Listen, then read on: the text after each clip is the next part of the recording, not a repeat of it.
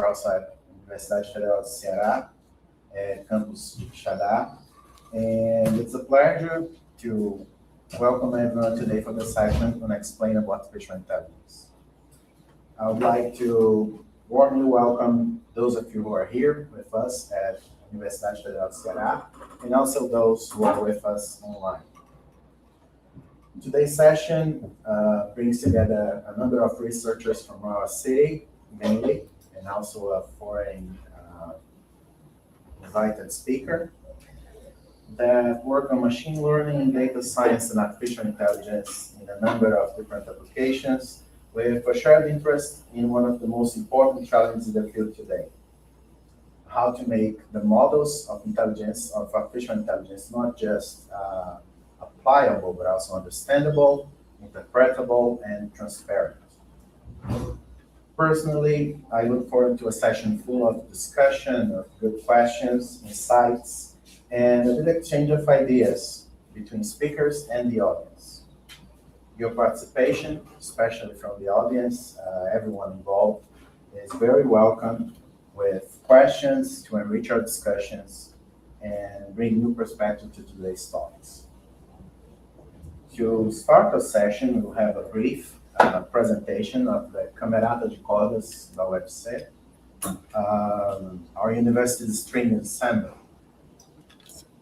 They will show us a little bit of what they do. They are known for a broad repertoire of different songs ranging from anime to classical music. I'm personally a big fan. And I hope their performance will inspire us, to set the tone for the discussions ahead. Please join me in welcoming the Camerata de Cordas website.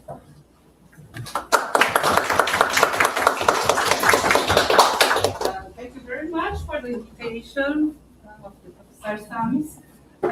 We are a university extension project.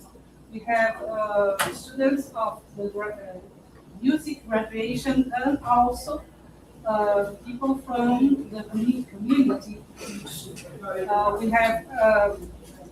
We have now a project to go participate international festival, music festival in Porto Alegre, at the south of the Brazil, and we are making an effort to have how can I say?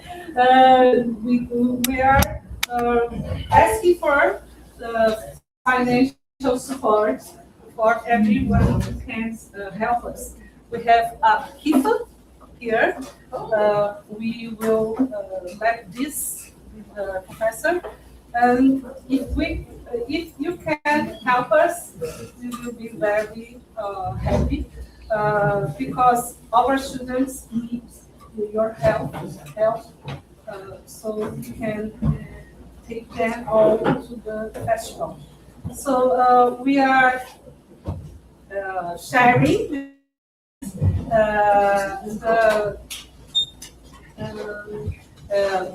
after this project is concluded, we will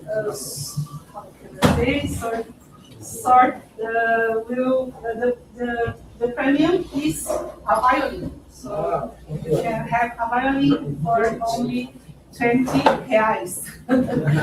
If you don't want the violin, you can make it a gift for someone.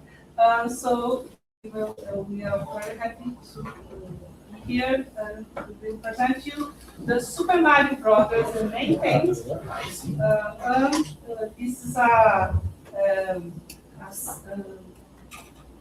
part of our repertoire which we study the video games, music. They are serious.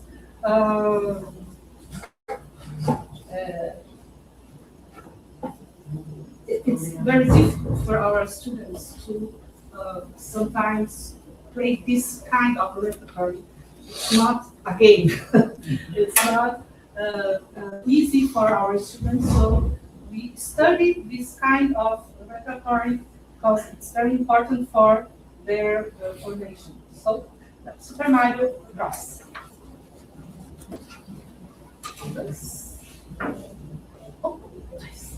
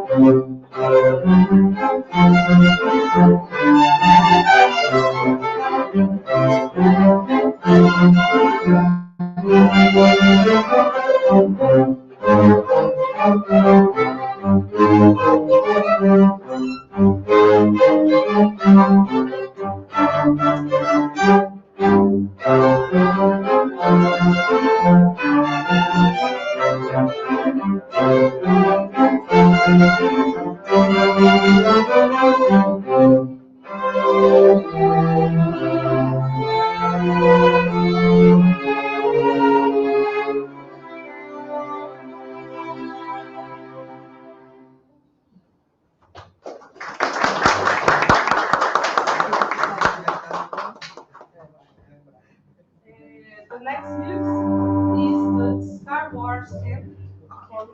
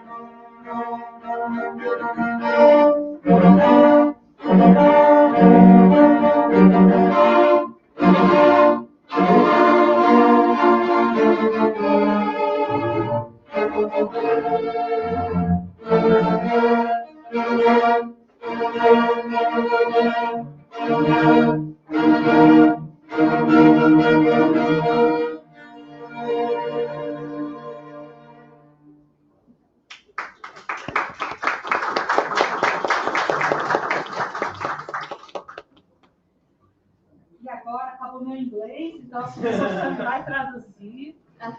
Nós temos cursos de extensão abertos a toda a comunidade para o aprendizado dos instrumentos de cordas friccionadas. Então, se você deseja estudar, pode passar. Vocês desejam estudar ou conhecem alguém que gostaria de estudar violino, violas, violoncelo e contrabaixo, que hoje não trouxemos, mas temos também, podem nos procurar através do nosso e-mail e também página do Instagram. Página do Instagram, @ensino coletivo UFC ou Cameraca UFC.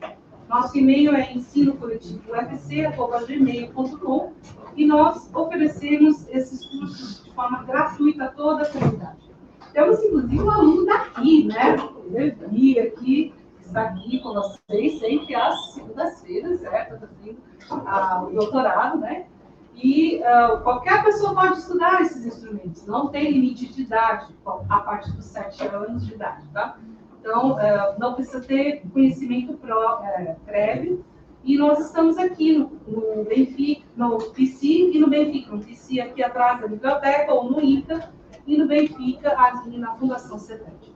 Vamos terminar a nossa última música da nossa participação, agradecendo mais uma vez o convite, professor Samy. Vamos tocar a música do Piratas do Caribe. Já fazendo a propaganda, sábado, sexta-feira agora, dia 10, meio-dia e meia, estaremos tocando no Museu de Arte da UFC, um repertório erudito voltado para a Páscoa, né? Essa temática. No dia 18 de abril, estaremos às 18 horas no Museu da Imagem e do Som, tocando música de cinema, e no dia 26 de abril, domingo, às 15 horas, na Pinacoteca do Ceará, tocaremos as 4 estações de Vitória. Então, espero que acompanhem nossa programação. Temos, então, nessa página do Instagram, @cameracas.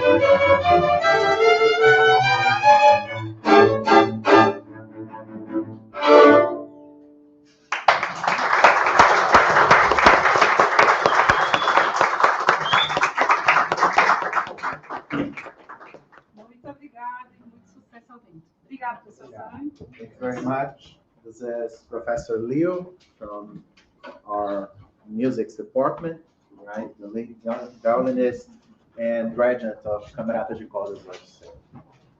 She wanted to convey that we have 3 courses for string instruments here at campus of Pici and at campus of MD. The QR code for donations, right, and for the draft will remain here at this table if you want to check it at any time. Okay? And then I'll proceed to the first speaker of this afternoon.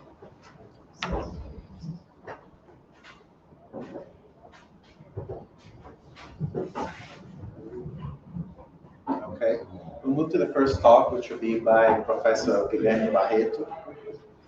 Professor Barreto is an associate professor at the Department of Teleinformatics Engineering in our Federal University of Ceará.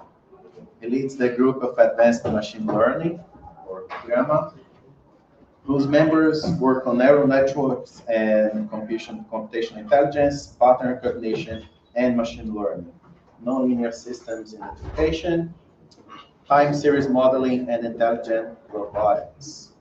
Professor Barreto has a strong international academic presence in editorial boards, serving in the boards of several journals, most notably, he's been editor-in-chief of Learning Nonlinear Models since 2009. And it's a pleasure to welcome you here. Thanks for accepting our invitation. And I look forward.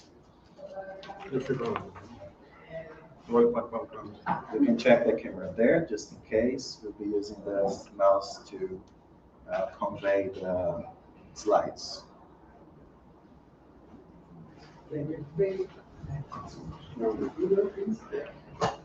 Oh.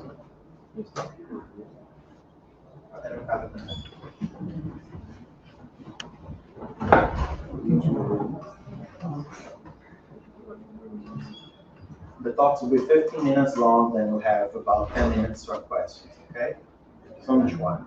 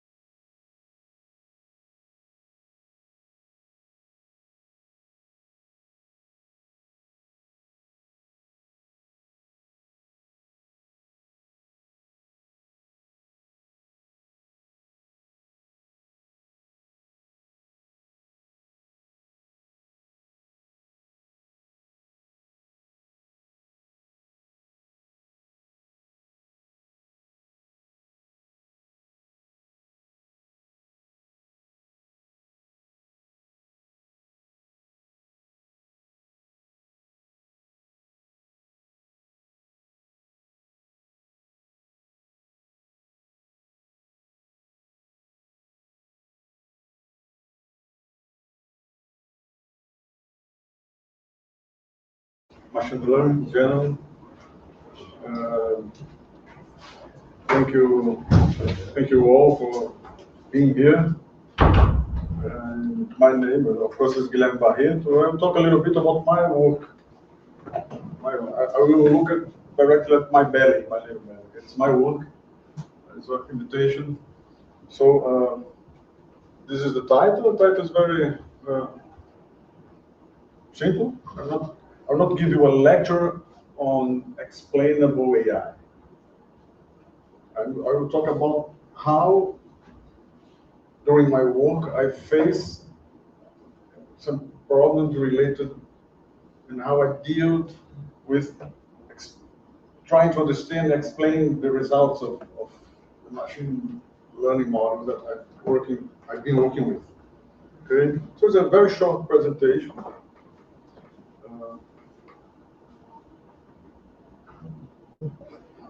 Eu não passo aqui os slides. Acho que só um clique aí já. Eu fiz isso. Com o botão de outro. É, só que aqui tem um canhoto aqui na história. Não. Posso passar para o senhor? Okay, this is the outline of my presentation. I'll just show a single slide with my research fields, approaches that I have been using. Maybe that's because of the table, which is I didn't move it, just press the. Yeah, it's not working. Maybe it's your part right there. Okay, no problem. No problem. I'll talk about 2 or 3 approaches I have been using to try to handle the issue of explainability. I will spend a little more time talking about a case study. I've been working currently on anomaly detection, especially in detection of neurological problems, and how I can use some mathematical tools especially signal processing tools, to handle explainability. And some final comments and recommendations. Okay. Well, this is mainly my research field is machine learning for nonlinear signal processing. Simple like that. Main application domains that I've been developing some interesting work, I think, at least that is interesting to me, okay? Like time series modeling and prediction. Okay. Very general field, of course, and identification and control of dynamical systems, especially in robotics and robot control. The genesis, this is the genesis of my work. I did my master's studies and PhD studies in robotics, and then I have widened the horizons of the applications of machine learning. And this is, of course, the topic I will spend a little more time in the presentation and biosignal processing. Perhaps some of you will learn a little bit during my presentation. And of course, I work with anomaly detection and fault identification. I have this industrial-oriented drive for my type of research, of course. I like to say that I work with applied theory. I work a lot with theory. I'm a theoretic guy, oriented guy on machine learning, but I want to see the theory on the field. Okay. Thank you. Again, let's talk about where everything began. My PhD was working with local regression and local classification model. What does it mean? For example, I have this space, where the data space, and I partition it. I use, for example, k-means or self-organizing maps, a kind of neural network model for partitioning a space, and divide it in clusters. And for each cluster, instead of using a single standalone machine learning model like a multi-layer perceptron, I choose to divide the data space into smaller regions, not necessarily, how can I say, not necessarily a convex regions. And for each region, I can, for example, train a simpler linear model, for example. We call this approach local linear mapping. This is the kind of approach that is very interesting for the issue of explainability, because you can derive, for example, you can obtain local rules to describe that smaller region, those smaller regions. Okay. And I have some publications on that. this approach still nowadays. For example, this one was published in 2022. This pattern classification, for example, based on regional models or local models. This is the type of idea that rivals with, for example, standard conventional multi-layer perceptron, RBF classifications, even support vector machines that perform, in some sense, in a much better explainable way than this black box approaches, like standard multi-layer perceptron. There's another publication on this topic. Now is regional models for control and for system identification. And system identification is a kind of time series modeling task. But when you have, for example, a system, you have input time series and output time series, then you put them together and model the dynamics of a certain system. For example, can be a robot, for example. Please. And then another approach that I like a lot, and I've been still using, and nowadays, from 2 years, in the last 2 years, 2-3 years, people are starting to direct their work in this field again. It was during the beginning of the years 2000, and pruning was very popular in the machine learning field. And then came this deep learning hype, and people start to build very, very big large models.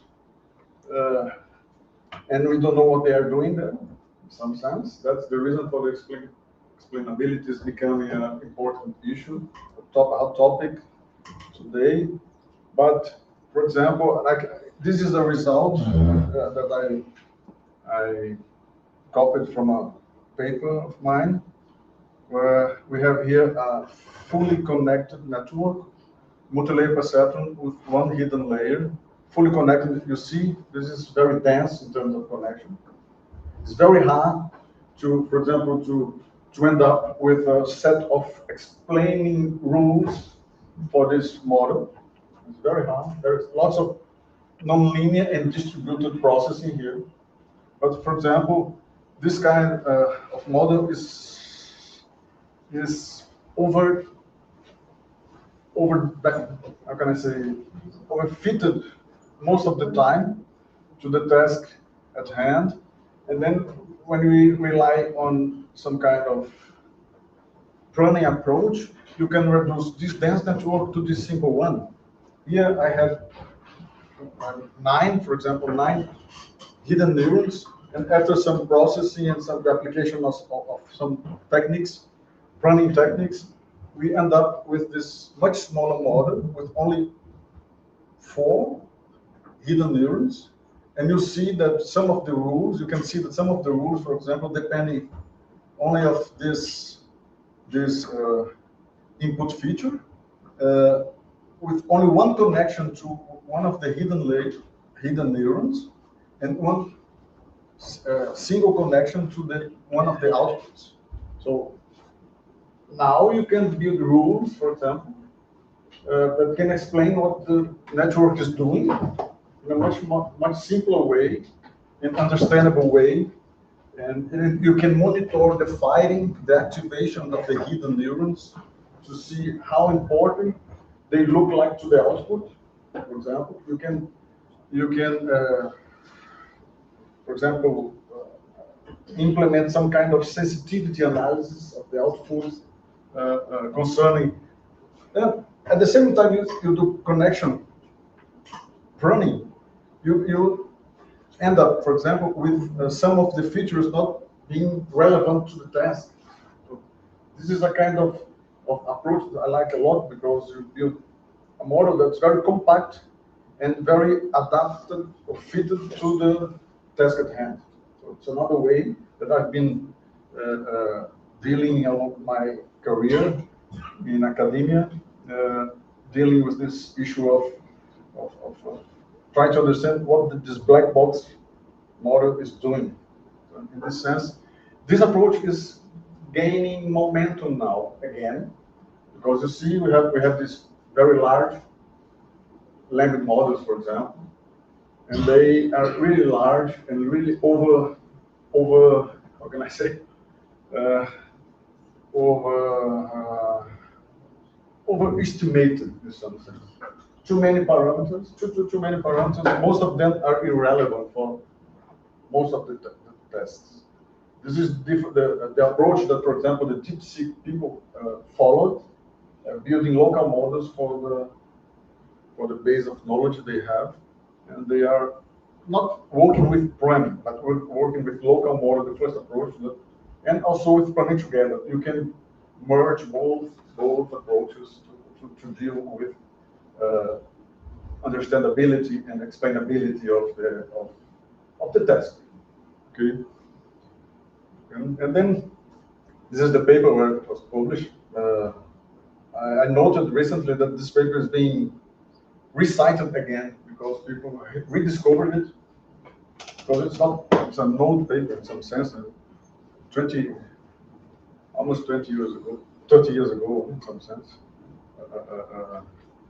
But people are cited this paper for a period, now are citing again because this is exactly what people want to do. Pruning in a very simple way, using very simple rules of correlation, linear correlation, Pearson correlation between neuronal firing, activation firing between neurons.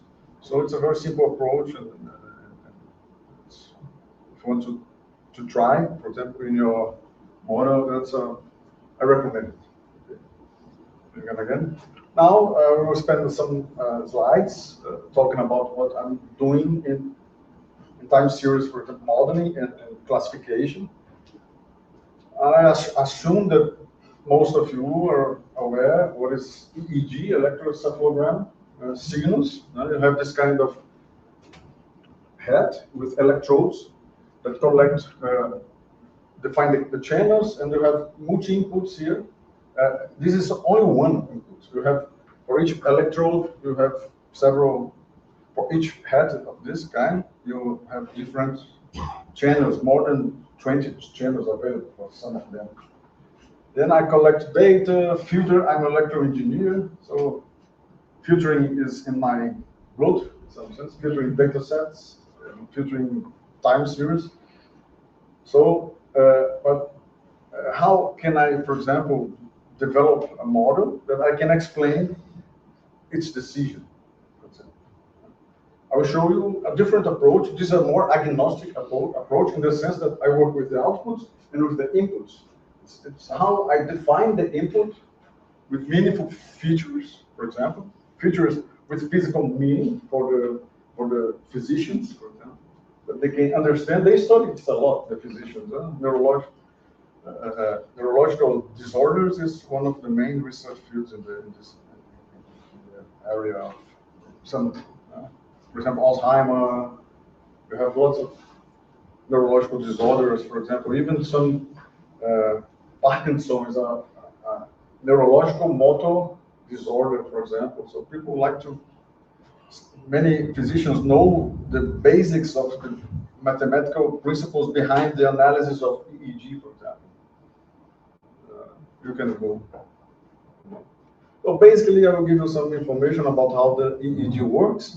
You collect waveform time series, and this time series can be, for example, composed of different other waveforms in different frequency ranges.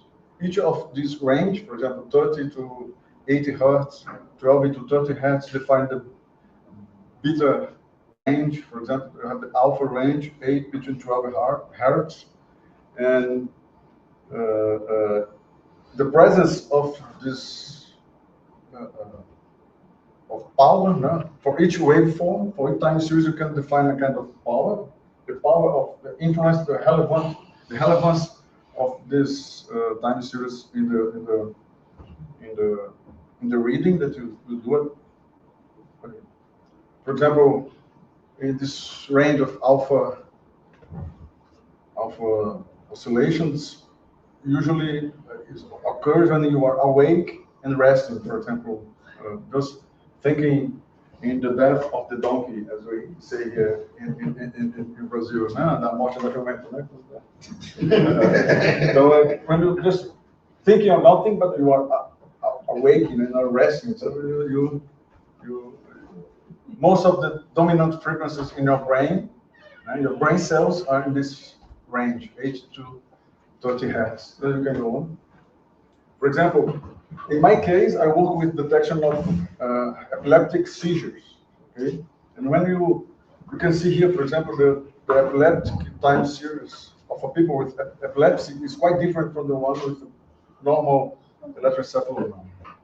So, how can I generate features that the physicians can understand? I can use a very basic tool of signal processing called fast Fourier transform, or spectrum.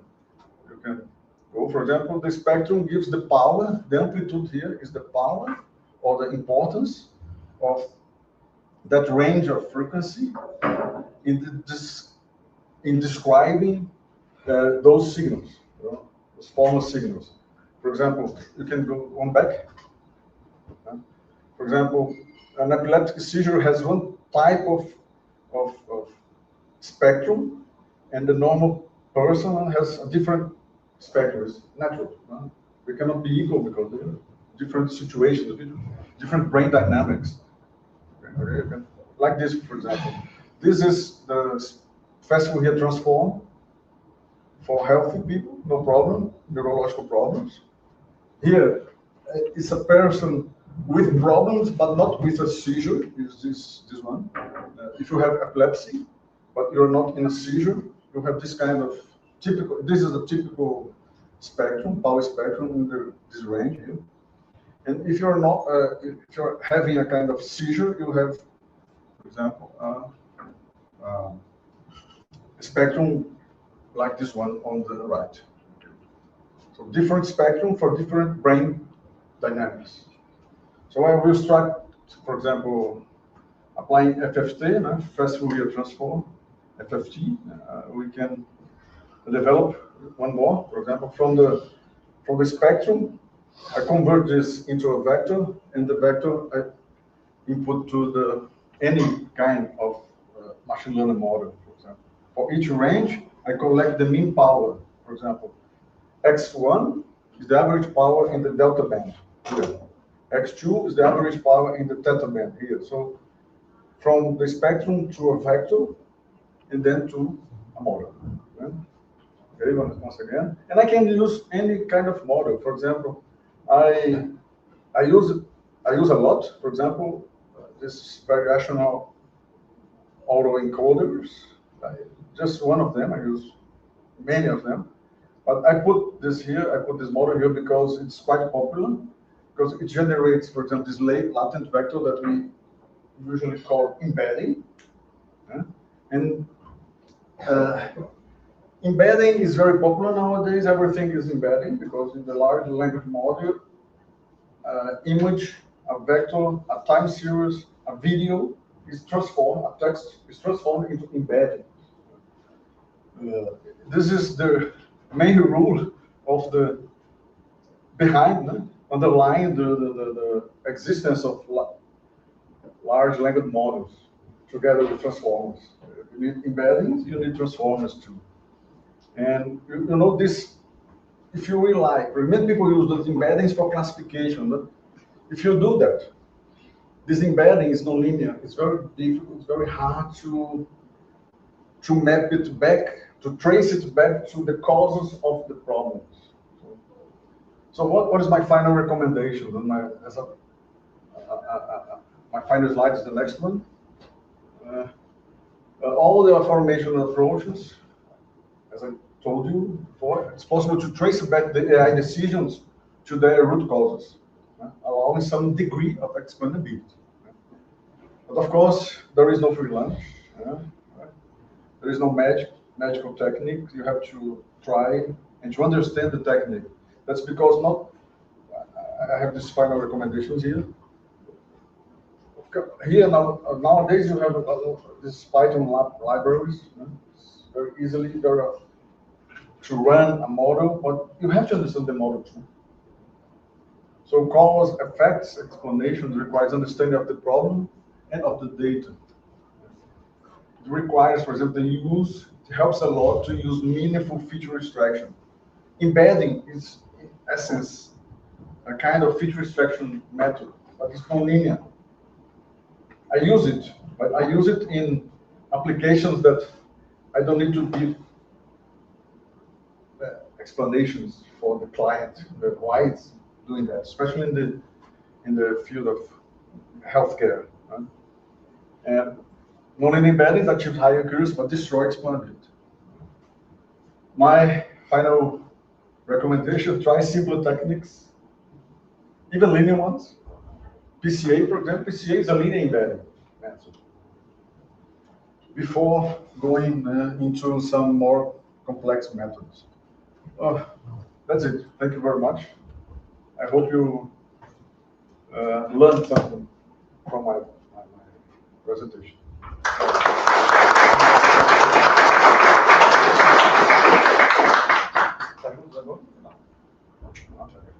Professor Barreto, really thank you for accepting your invitation. It was a very interesting talk. We'll keep it brief so we don't get too late with the other talks, okay? Anyone has questions you'd like to ask? Pode ser crítica também. There's one thing I'd like to comment, because I found it very interesting to see that running the neural network is a current approach. Yeah. Because in the history of AI, in the history of the perceptron that was done in the 60s, right? The researcher that used to do the perceptron was actually a psychology scientist, I think. And he wanted to make a machine, was basically electronics back then, just enough to, he wanted it to learn, but he just wanted to try for shapes and letters. And after he had the machine working, recognizing those letters, he did exactly that. Just drummed out a bunch of cables and tested if it still worked, and it still worked with a very small loss of accuracy, which I imagine is also the case for your work on this. Yeah. The idea is the same. And I'm curious about just You not can the apply loss of you can apply the accuracy. same techniques nowadays. Do you use the pruning just for trying to explain the model, or really to replace the original model? To replace, especially in some applications, because I work with, for example, embedded systems for electronic embedded systems, for robotics and everything, for IoT, for example, and I like to see the model in a very compact way, doing the same good work, good decisions, kind of thing. All right. And usually they can even improve the accuracy of the model because of that. Sometimes. Most of the time, I would say. Oh, really? Yeah. Most of the time. It's amazing. Dense networks were invented to overfit.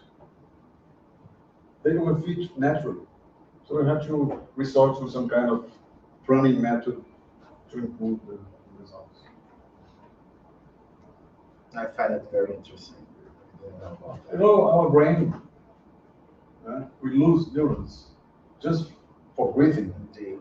for drinking a glass of beer, something like this, or a bottle of wine. You are still here.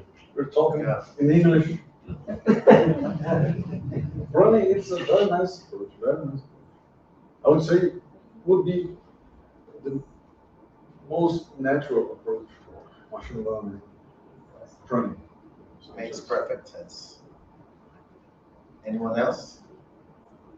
Do you have any questions on YouTube? Then I guess we can thank again the speaker.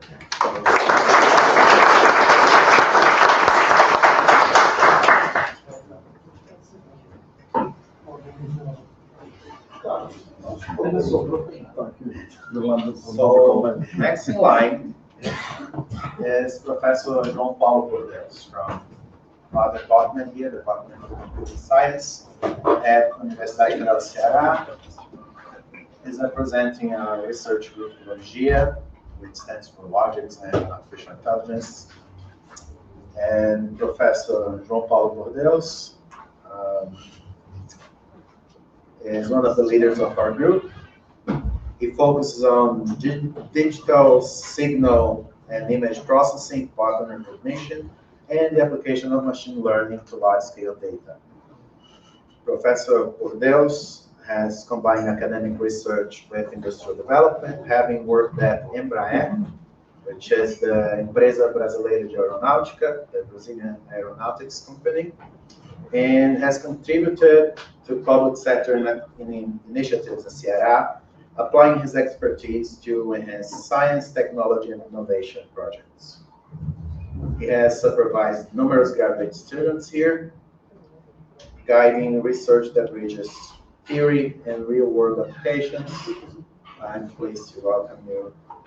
Okay, thank you, Samy. So, good afternoon, everybody. My name is João Paulo, Pordeus, right? And of course, I'm here to present our research group that is Logia, right? This is a part of Logia. I just put some pictures here of the Logia members that are linked to our postgraduate program here at Computer Science. So we have 6 here, but of course we have a lot of collaborations with other professors from different sites of the UFC and also different universities, right? So our group is composed of, in this case, in this setting that I just told you, our group is composed of 6 researchers, right, and about 35 masters and doctoral students and candidates, right? So I'm going to speak a little bit about the work of this group, but of course, José Macedo, for instance, is going to talk about his work. So I'm not going to focus very much on what José Macedo is doing, right? And mostly the other guys that are here, as Professor César, Professor João Fernando, João Paulo Madeiro, Professor Amaury. Of course, he's still new in our group, but we have some works in collaboration with the other ones here, right? So as Samy said, our group stands for Logia stands for Logics and Artificial Intelligence. In Portuguese, Lógica e Inteligência Artificial, right? So we try to address these 2 topics that are not very easy to work together and to do some kind of work together. So what we do here, we can summarize in these topics, right? It's logic and theory of computation, machine learning models and algorithms, applications in bioscience, large-scale data processing, spatial temporal data modeling. So I'm going to talk a little bit about some of them and try to put explainable AI in this topic. So it's not an exhaustive talk about all the works that we have done these years, but some of them that we selected and we think they are more related to explainable AI in some sense, right? So let's start with the worst topic for me, because I don't know much about this topic, but fortunately Thiago is here, so he can help me. If you have any questions, you can ask Thiago, right? But let's try. So in the logic and theory of computation, the main topics that we cover here are argumentation, logic programming, and logic and knowledge representation. And in this case, in this case, it's interesting to say that I think the group that is working with explainable AI in a more strong sense is the group of logics. So this slide summarizes what's the approach that this group is working right now. So the idea here is that we have machine learning models that they are mostly black box. Some of them are black box, and you have to find some kind of way to transform this model into logical expression. So you have some properties that are interesting. You can prove correctness and things like this. So it's an interesting approach. The next slide, I think we have a work that is an example of this work that is is done by Thiago and João Fernando and some of the PhD students that we have here. So the main thing here is that we have random forest, for instance, and random forest, of course, it's a collection of trees, right? And one thing that you can do is to try to pick one of these trees or each one of these trees and try to transform it into formal expressions, into logical expressions. So you have some nice properties with that. The bad news is that you have, as you have random forest, you have a forest, you have many trees, so you kind of, you just lack interpretability because you have a lot of formal expressions, logical expressions with that. So there is this work is an approach. It's a PhD student, I think, isn't it, Thiago? It's a PhD student. Yeah. He's trying to, so you can take the random forest, the forest of trees, and you do some kind of clustering, so you can find some trees that are representative of the whole model, and then you can convert these trees using logical expressions, so you can preserve this property, this nice property of interpretability, right? Just now moving to machine learning models and algorithms, the things that I know a little bit more about them. So in machine learning, we have worked on probabilistic machine learning, deep learning, and several applications. So I just concentrated here mostly on the applications, in applications that I know that will be interesting for explainable AI. For instance, you have some kind of applications like this one, the system modeling. We have this one is part of a project that we developed here with a company here at Ceará, and this company wanted to monitor the wind turbines. So they can avoid failures with this kind of monitoring. So our work was to build machine learning models just to imitate the normal behavior of the wind turbines. So you can compare the signals of the wind turbines that are collected by a set of sensors to these models, and then you can detect some abnormal behavior, and then this could indicate incipient failures, for instance, right? One thing that is interesting for that is that maintenance engineers usually are not very happy with this kind of solution, and because they don't know what's behind all these things. They don't like this kind of black box solution. So one thing that is interesting is to apply explainable AI in this kind of work, so that you can give the maintenance engineer the reasons behind all this process here, and probably it will be easy to adopt. It will be easy for them to adopt this kind of solution. So this is something that we build and is currently being tested and used in the. Okay. This is another application. This is for spatial temporal data processing. We use convolutional neural networks. In this case, convolutional neural networks and LSTMs, right? So deep learning. And we use it to predict wind speed and direction. Wind speed and direction, right? It's another application. This one is for image classification. It's also an interesting application here. It was done with the state government of Ceará. So they from, I think every 6 months, they get a car. It's a company that's paid to do that. They get a car and they go all the roads of the state of Ceará, and they collect images for each meter of the roads. And there is a person after that collects this image and tries to find potholes. Potholes are, in Portuguese, buraco, right? Potholes, trincas. So just to speak in Portuguese, because the names in English are not very easy to associate. Né? Trinca, remendo e buraco. So in English, it's pothole. It's kind of difficult to associate, right? It's a buraco de panela, So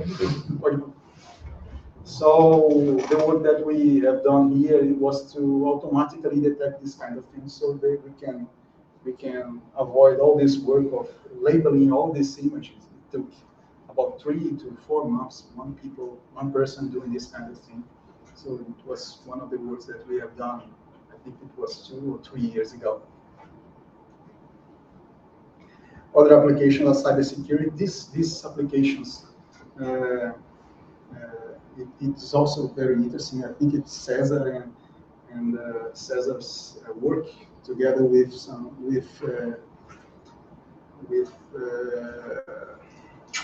the professor here at the department that works with cybersecurity, right? It's Emmanuel. So they developed a risk classification for surface reduction. So this is the kind of work that is also involves explainable AI, because you have to know what is the reason behind this prediction that it did. It is interesting for the people that work with cybersecurity. I think this one is just became a product that is being the core of a startup that is just I think they have 1 or 2 years, right?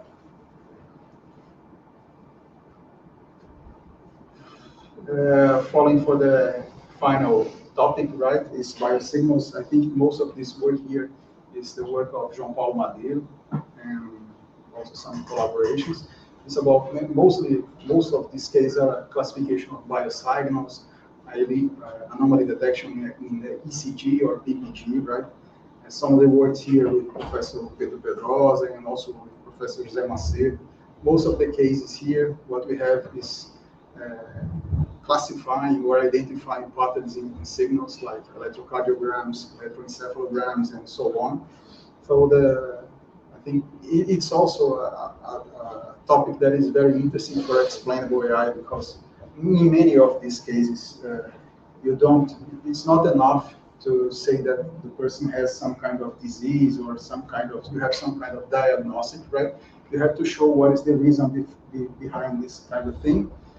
Mostly because you are developing a system that is the support to the physician, right? It's not going to do the diagnosis, but it's going to support the decision of a medical doctor. You can go. I think both works or 3 of the works are just the same thing. It's mostly ECG, ECG. Can go on. Right. And beyond all these research topics, we also have some historic and academic partnerships with governments and PIP, research and development projects with many companies and state government. As here are some of the projects that we developed so far, and some of our researchers have done along the years, right? And so we have some experience in research and development, and we also have some experience in research, pure research, right?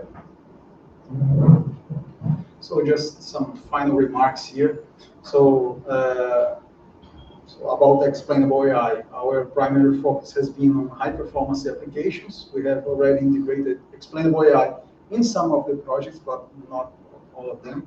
I think just the group that studies logics and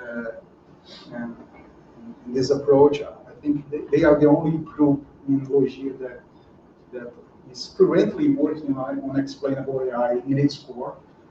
Most of the other groups and other researchers are just using explainable AI in some sense in our applications and in our work. So, but we strongly believe that it would benefit a lot of working in this kind of topics. I think it would be very interesting if we can share some experience and share some ideas here, right? Okay, that's it. If you have any questions, you can ask Thiago. Some of them you can ask me, you can ask Pedrosa, and you can ask José Macedo too. Thank you. Thank you very much for that.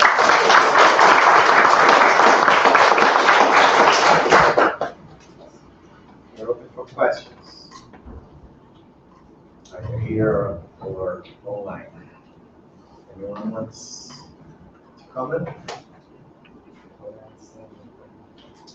I got curious about one thing. When you talk about the wind turbines application, you said something about that it can fail, right?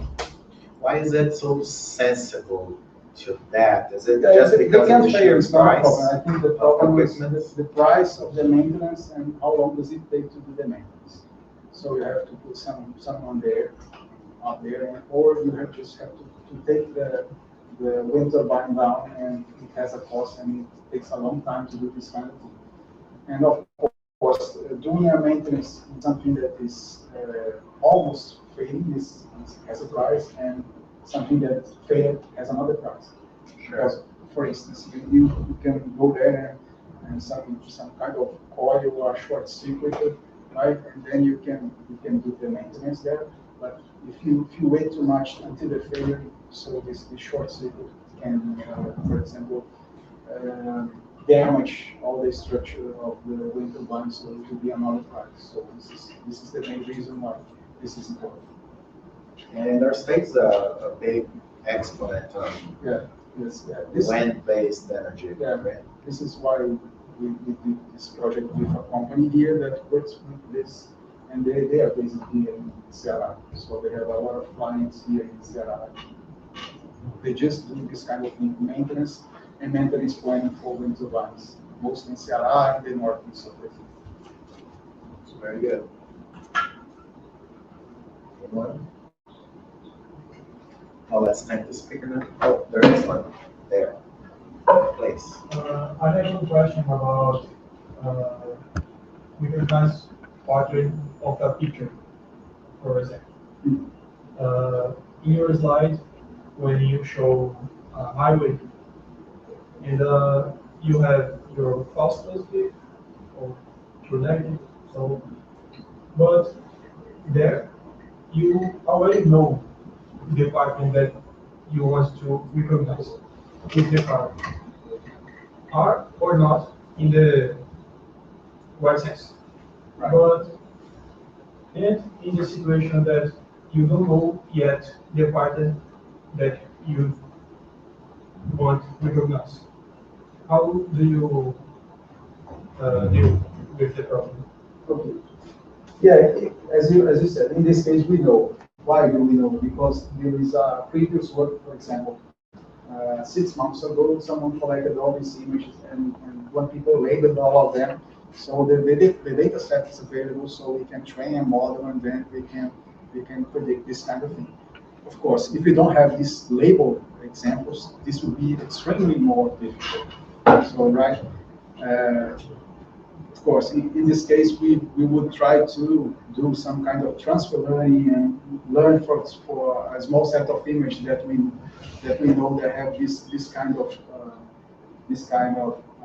problem in the image, like potholes and patches and this kind of thing, and then try to see what happens with this data. Maybe we can, doing this kind of thing, we can do some kind of selection of what images in this unlabeled data set it will be interesting for us to label manually, and then we retrain the model and do this kind of thing. So we don't have to label all the data set, but just select some of the samples that are most important, so we can label them, and then we believe we can improve the accuracy of the model along the time. Thank you. Let's thank again the speaker and move to the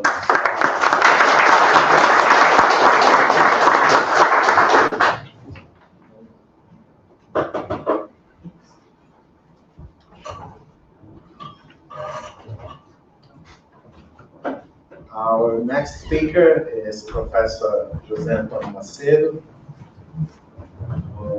He's the leader researcher on Insight Lab. It was graceful enough to fund us coffee, water. We'll have a coffee break later, courtesy of the Insight Lab. But mainly, Professor José Macedo is a full professor here at the Department of Computer Science at Universidade Federal de Ceará. He is the leader of Insight Lab, and his His research focuses on the application of data science, artificial intelligence for large-scale data, over large-scale data. Until recently, Professor Macedo served as chief scientist for the state government of Ceará, coordinating the IRIS lab for innovation and data and supervising projects related to public safety, innovation, and digital transformation. He is currently involved in projects spanning education, cybersecurity, and health, which I expect to listen something about. Thank you very much. Thank you very much for inviting me. I would like to welcome Luca. Thank you very much for coming here and stay here with us. So let's see. Oh, I want you. Yeah, it's not necessary to show my curriculum.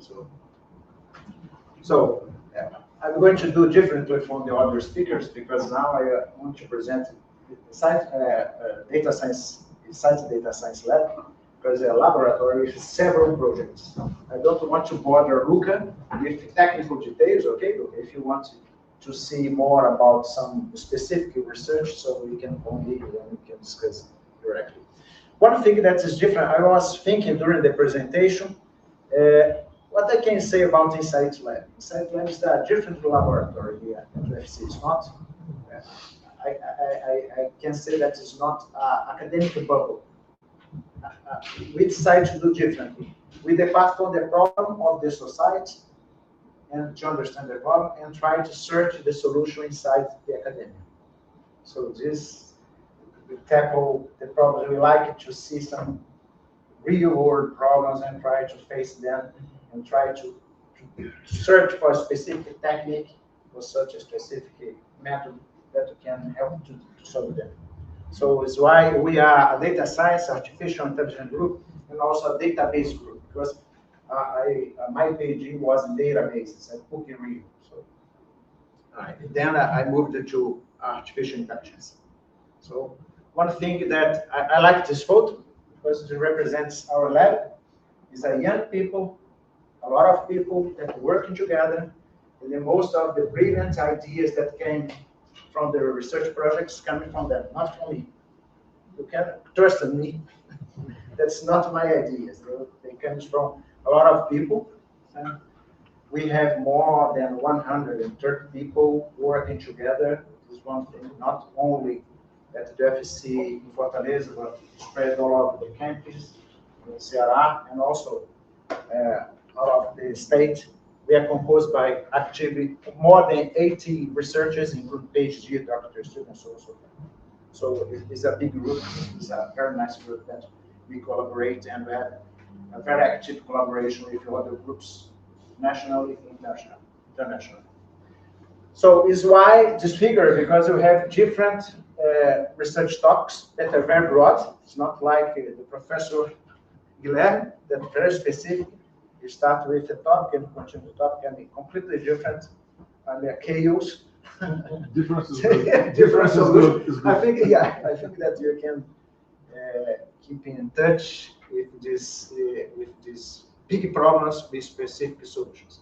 So, but I work in machine learning. I think that this presentation is not correct one. Okay. Spatial temporal analysis. So I worked with spatial temporal analysis a long time ago, and I participated in a project, in a European project that was called the GeoPinkDD. It was a project that we collected a lot of data about mobility, people trajectories, and animal trajectories, and we developed several methods to analyze and to extract patterns from spatial temporal information. So this is something that I like very much, because real problems, for example, for the public safety, we use a lot of spatial temporal analysis to understand, for example, the police officers' movement or criminals' movement, and we try to understand these two kinds of events, the criminality and the police actions. And more recently, we started working with large language models. We have two big projects in Ceará now. One with Samsung that João Pordeus showed before, that was AI for weapons. It's a project that later. And also another project with Apivida that is hosted in CRIA. CRIA is the Center of Artificial Intelligence at UFC. And now, and I spent 6 months last year in Canada, trying to understand a little bit about quantum computing, but I'm not sure that they have understood. So these are all the partnerships that we have with your lab. So from the side of academia, we have PUC Rio, that's my university, my first university, and UFSC, UFMG, that's national universities, and also some international universities. From the industry side, we have Samsung, Petrobras, LG, EMC, Apivida that collaborate. Some of them are ongoing projects, and other they are finished projects. And also, since I like to work with different problems, I was invited 6 years ago to have the position of chief scientist of the government of Ceará. So I spent 3 years developing some solutions for the public safety of Ceará. Then I was invited to Minister of Justice in Brazil. I think that most of you know Minister of Justice. That's responsible for the public safety, national public safety. And I developed some system for that.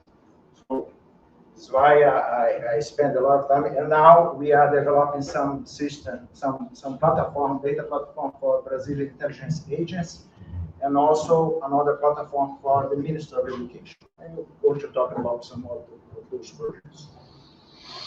So this is the ongoing projects. So I'm going to talk only about AI for awareness under this Center of Reference in Artificial Intelligence. It's strange because I think that I generated the wrong version of the presentation. Anyway, go back, please. So for national intelligence agencies, we are developing a platform, a data platform for security and for security communication. So we are developing using some algorithms, cryptography, end-to-end cryptography solutions that we can allow all the agents, officers in Brazil, intelligence officers in Brazil to communicate securely without resorting to specific solutions. So we developed our own solution that's running in CEPRO. I don't know if you know CEPRO. CEPRO is the national company for IT national company. So, and for the Minister of Education, more specifically for national funding on education development, you are developing a solution for conducting the policies, the education policies in Brazil. So we develop a system that, for example, today, I think that you know that National Fund of Development Education, they have to manage 38 billion of reais to distribute for improving education in Brazil. So we develop a system that gives the budget they have, how is the best way to split these resources among all the municipalities. So there is a system today that you can detect some metrics of the municipalities, and we can define exactly how much money each municipality should have to develop a specific point of the education, specific aspect of the education. So we are delivering this system, is already using. And we have these 2 projects. It's a big project, the 5-year projects, 20 million of reais with Samsung, and another with Apivida. So I want to talk about the project AI for Wellness. It's a multidisciplinary project. You see, there's people from law school, computer science, pharmacology, and also people from engineering that now is not working anymore with us. But it's a multidisciplinary project that is involving the health care. So the objective of this project is to address these critical challenges in health, because you know that, for example, in the health domain, we have data that is very complex and messy. So it's very difficult to cope with this data. And how can we ensure transparency model in this domain, because you know that we are using a black box solution for them. So, and another challenge is how can we scale those solutions? Because you have different kinds of people, the population is different, so how can we adapt all the models for specific needs of specific people? So this is the main problem that we are tackling in this domain. So our general objective is to develop some AI cutting-edge solutions using wearable technology. The idea of Samsung is to use wearable watches, smartwatches, to collect information, the signals, dire signals of the people, and to use intensively AI solutions for provide some information or some recommendation for the clinics and for the doctors. And the idea that you are using real world data because you are coping with about 900 people that are under treatment of cancer at the university, the hospital at the university. So the idea is to use real world. We are collecting real world information and to provide predict insights and personalized care for those people. We are dividing 4 main research topics. The first one is to develop a data platform that we can collect and manage machine learning models. The second one is related with anomaly detection for biomedical. The third one is using the health monitoring, specific for people under cancer treatment and heart disease. And there is another one, that's edge AI computing for wearable devices. But this line of research was finished. So just some highlights of the AI for awareness. So we developed a full data ops and MLOps platform. I'll not go into detail, but we have here integrated explainable solution inside the platform. So we collect the information, we run the algorithm, we run the models, and after you can explain, for example, if the model detects some anomaly in the heart or related with heart disease, for example. So it can help the clinicians to understand the problem. Line 2 analysis detection, we have collected more than 250 patients in real-world settings, in detecting pain episodes, people that have pain, back pains. So we are using the watch to detect pain to help them when they are suffering and recommend, for example, some treatment for them. And for cardiac monitoring, we developed this BioKit framework that we can collect the information, analyze the information, and help people to develop those models.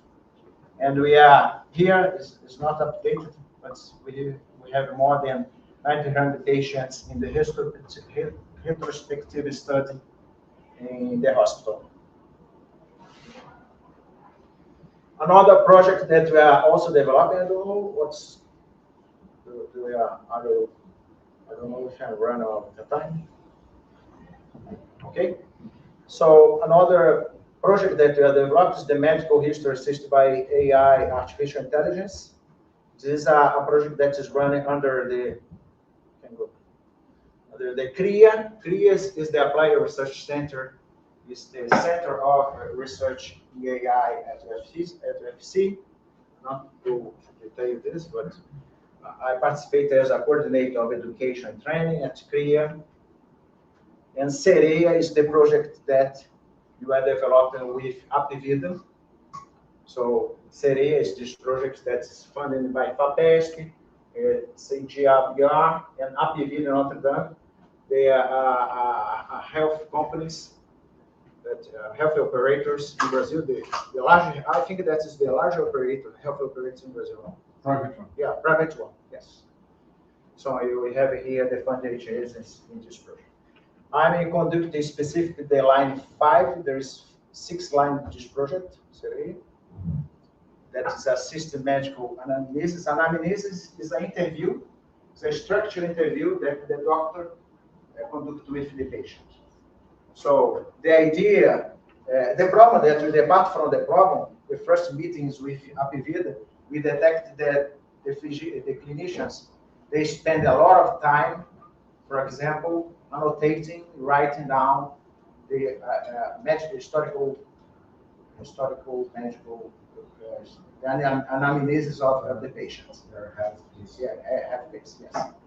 So we decide to develop a solution for this problem. So what we discuss with them is to use a way to record the voice of the medical and then using a model, an LLM model, to translate, to record the text, to transcribe all these audios to text, and to complete this description of historical medical of the patient.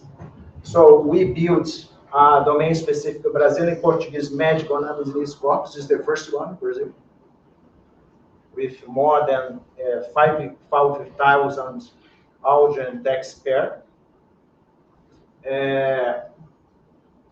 We developed some models. We developed some models using a pipeline that we use a common models like wave-to-back, whisper, that's very common, F4 in Canary. And we develop a specific language model for course correction. So the idea is not to train the LLM for the transcription, but to use LLM for post-transcription, cross-correction. So we use an LLM to correct what had done by the transcriptions. So, and we also develop a automatic speech recognition benchmark, comparing whisper. So this is a nice thing that we have here. And we also developed this model, specific model, branch-based model for post-correcting the texts. And now we are developing an agent-based multi-model. We are comparing different solutions, for example, without choosing a single LLM for transcribing the text. You are joining different LLM agents and try to generate the best answer from this problem. And for finishing out, I'm also participating in the National Institute of Science and Technology and responsible, that is tackling this problem of responsible artificial intelligence for computational linguistic information processing and dissemination. The coordination of this project is done by Marcos Gonçalves from UFMG. I don't know if you know Marcos Gonçalves. No? So the idea, the framework of this project is to tackle the fairness, the explicability, and the privacy on using AI models. So this is the main objective of this project.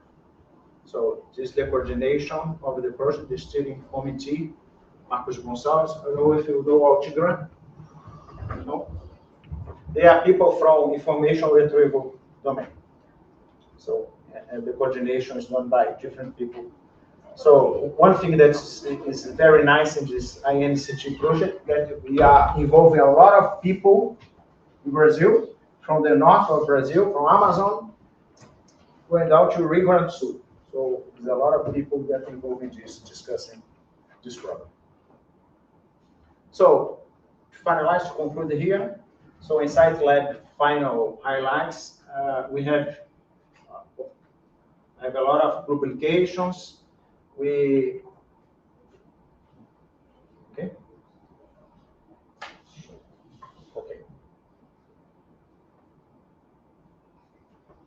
So we publish a lot of scientific papers during these 10 years, because we started the lab 10 years ago. We have about 20 million euros in research and development funding. We have more than 300 students training data science, artificial intelligence, and we deployed more than 20 digital applications for the state and for companies in general. Thank you.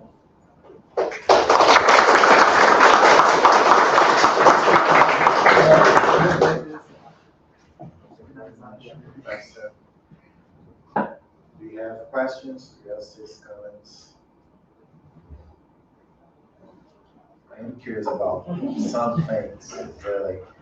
Mainly about the part with the anamnesis, because someone that's been to the doctor, right, and answered multiple times those questions.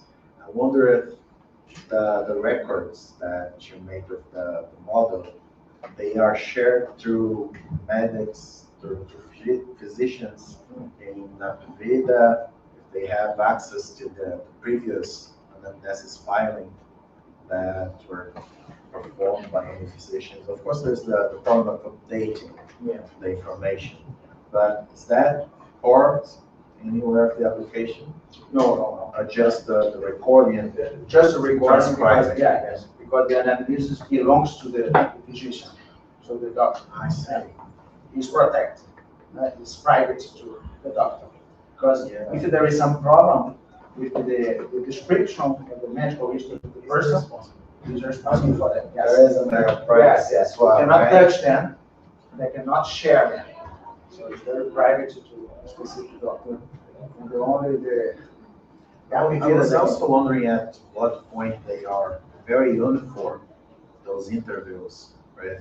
Different doctors would perform them a little differently, this is right? a very, very nice question.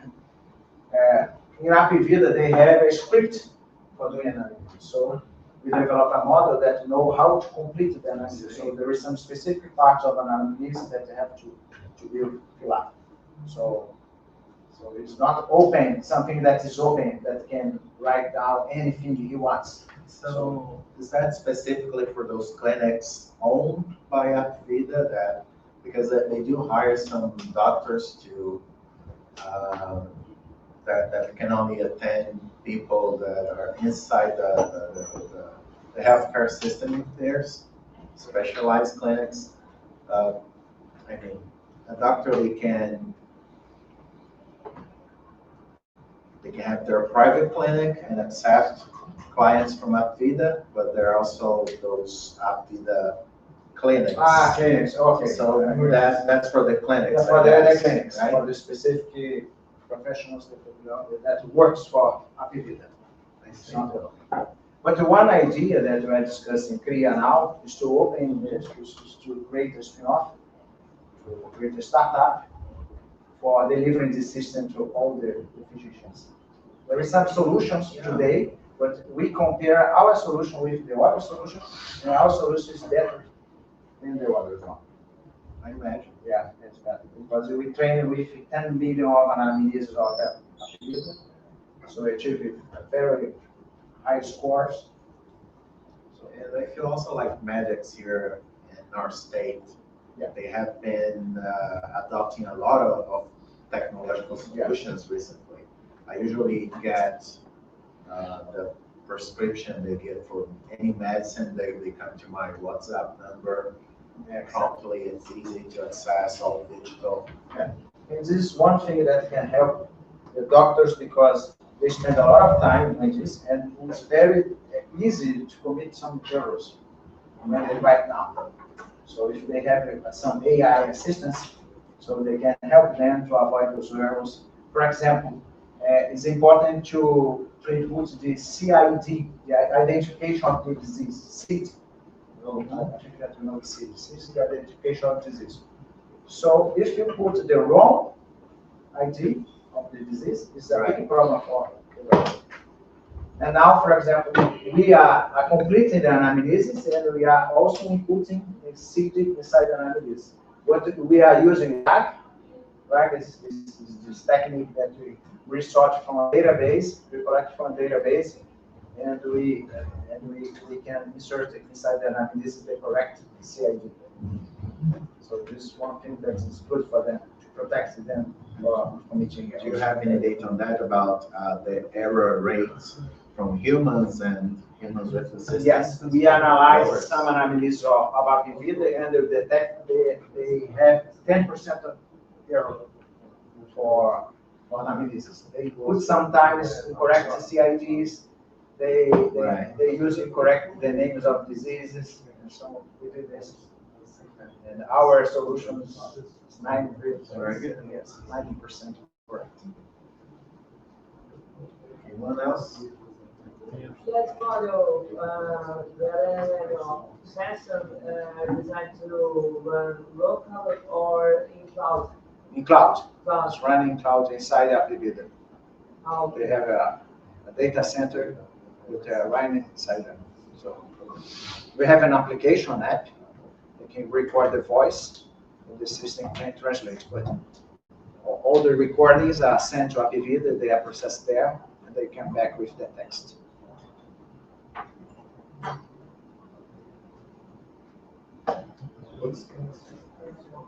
Very good. Let's move to the next speaker. Okay.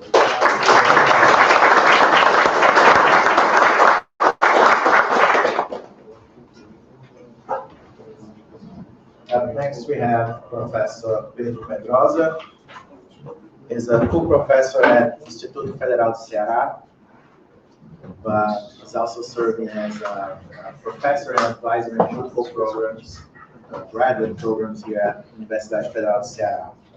He is the leader of LAPISCO, the Laboratory for Image Signal and Applied Computing Laboratory, conducting research and technological development in projects that bridge real-world applications and theories.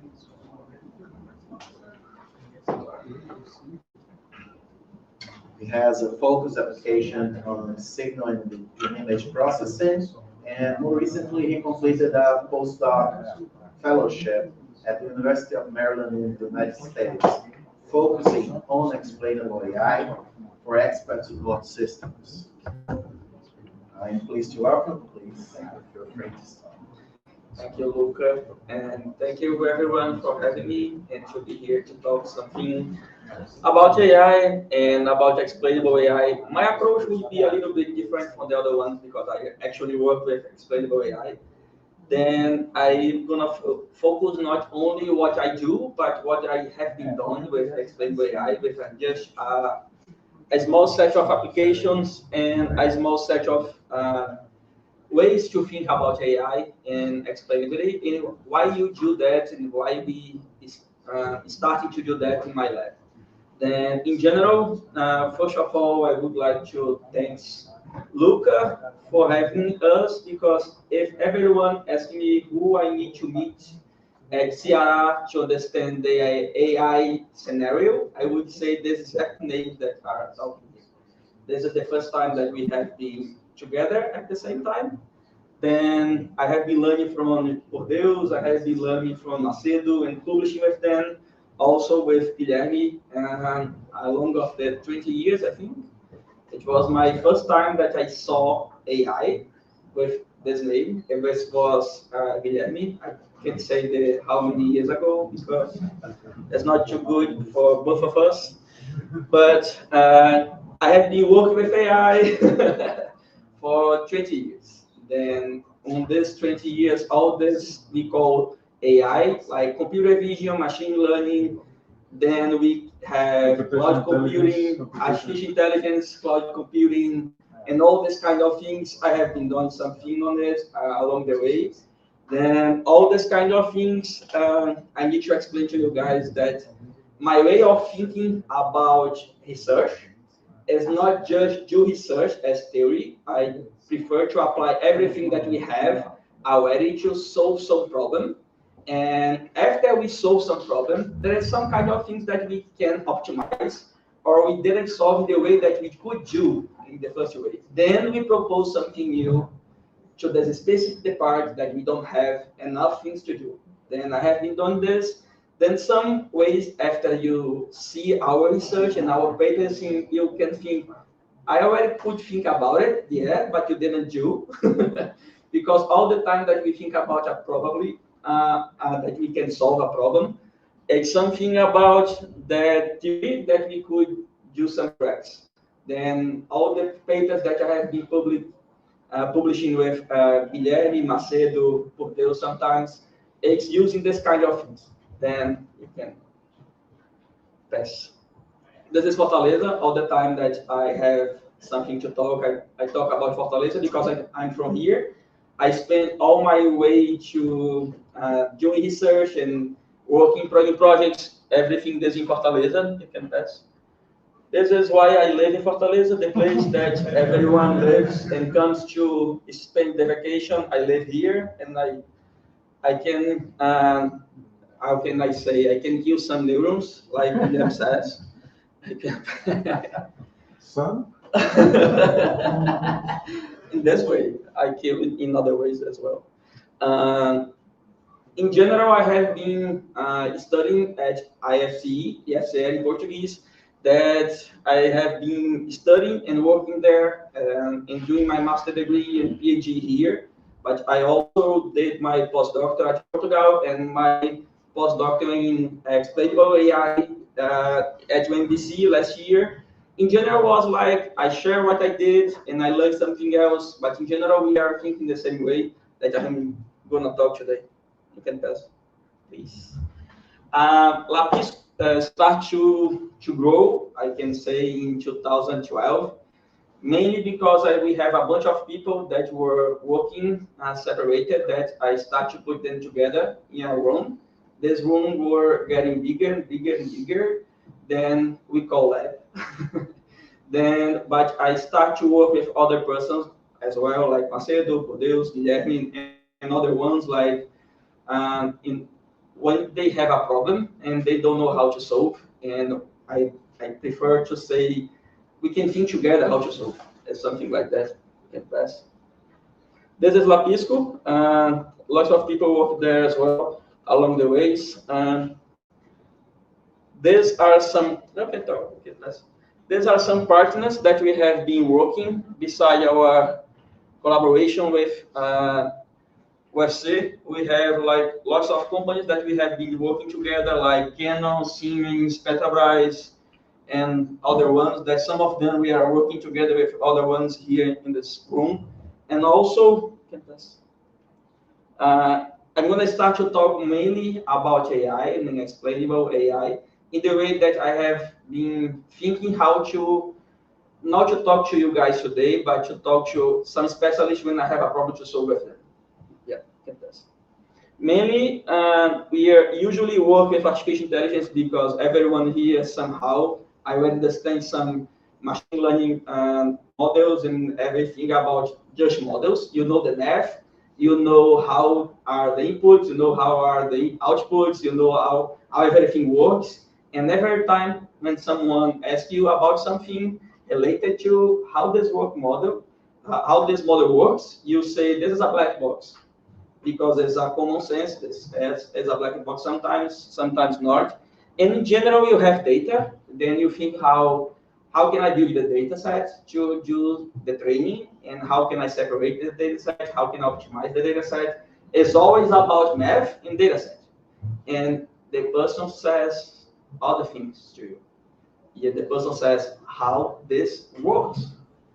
Then you start to do again, you start talking about the math, and you start to work to talk about the data set, and I need more data set, I need more math, and the person is a doctor.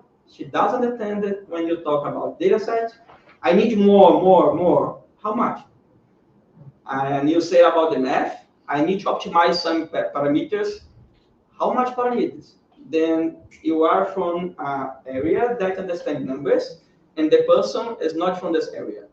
There's a, how can I say, the person just understands everything outside the numbers. You are just talking about numbers. This is the way I prefer to think about explainable AI. Why you need to do some explainable AI every time that you talk about some problem? Because every time you need to train something, you need to understand it. Somehow, when you look into some car, and you say, I need to explain and train the model, how can I do that? You get a bunch of image cars that you put more and more cars that would touch the model how to do that, but this doesn't explain. When you say this is a car because it has wheels, this is a car because you have visual feature that you can say is a car. Then you are starting to explain why this is a car. This is how I think is a better way to do that. this is how some specialist, like a doctor or a mechanical engineer, would understand why are you applying this model and why this model is working. We were talking before that every career in Brazil, we have a responsibility to say something about the laws, because when I sign something that the AI says, I need to understand it if I agree with that. This is applied for doctors, this is applied for mechanical engineer, electrical engineer, and everything about when someone using the AI. Then we have a bunch of models that we can use to do that. The main ones that we already have, everyone will start to do that, is a GradCam for image and shape when you have data. These two everyone knows, but I prefer to understand a little bit better why I need to understand this and why I need to put this to work together. The first one is CAM, that means GradCam, everyone use. The CAM is classification activation mapping. And then the main thing is you are understanding what the model are seeing to this inference to say this output. Then it's not in general, it's just for this output. When you think like that, you can understand mainly what is the model is using to say the most part of the time of the data and image in general are important. You are not changing the model, but you are using the last layer to put some color map, if you prefer to say something like that, to explain the model is using this part to as the main part of the model, and the math should say this output that has this classification because of that. If you use something like this, you will have some application to do that. It's an easy thing to see, mainly when you have an image as input and you know the GradCam here. You can not just say the classification, regression, time series, but you are seeing and understanding why this model is working or not. Like if you are a guy that works with lungs, mainly on the image, that the part that you should be paying attention is the lungs. If you are not paying attention in the lungs, then probably you are wrong. If you are getting something on the bones, some things outside of the body, and mainly at the beginning it was very common.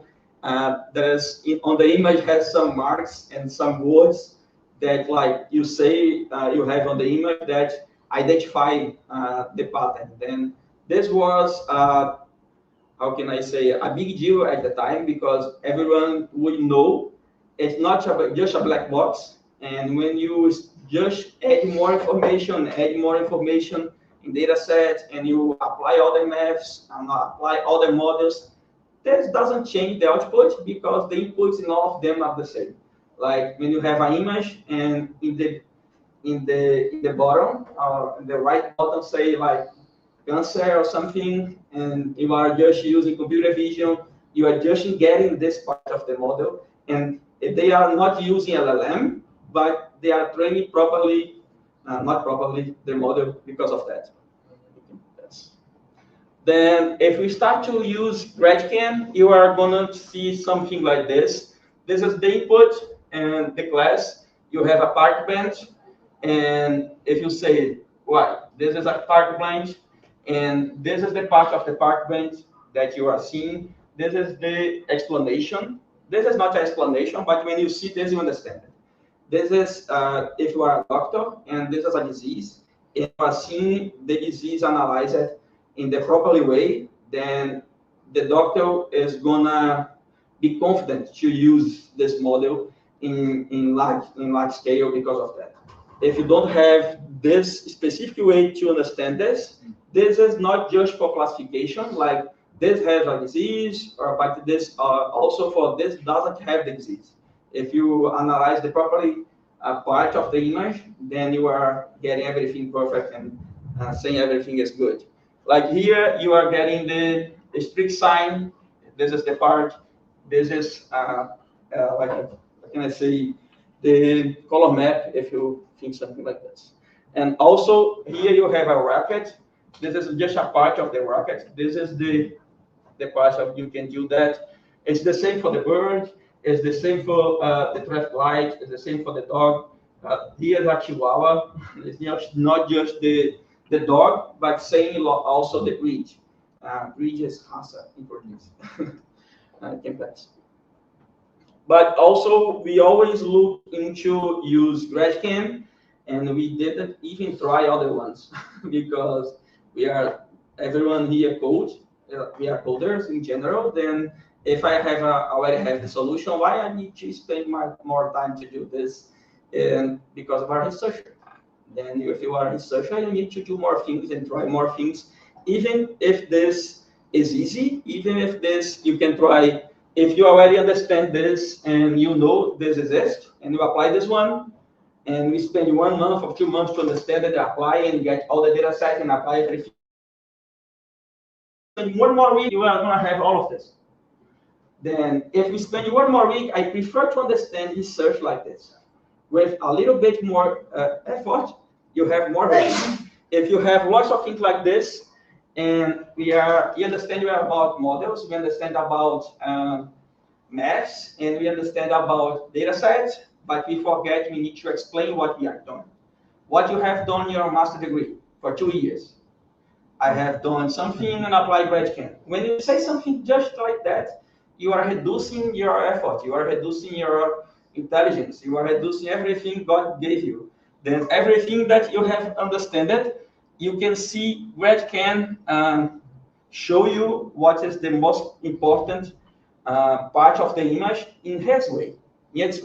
Then when you use GradCam++, you are going to see more details, and you are going to see more things like that. Like here is a person, but here is just some parts as a person. Here we have more things like a person.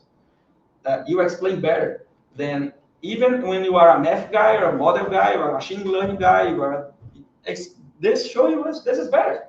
Explain more about the data, and you continue to apply something like here you have more ones like scorecard. You are going to have the legs and the arms better than here and here. Then if you start to doing other ones, like this image is not a common person. This image is a surveillance camera. Then you have a different person here. Then every time when you think about this, this is a 360-degree camera that you have around.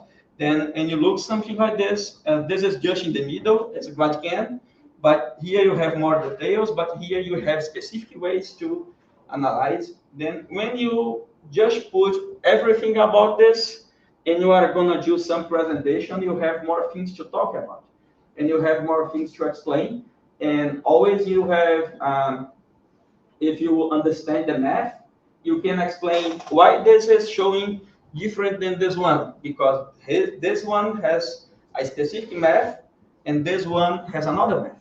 Then you need to understand why it's different and why it's working different and better or not. When you explain, this is a perfect master degree. This is a perfect PhD for you.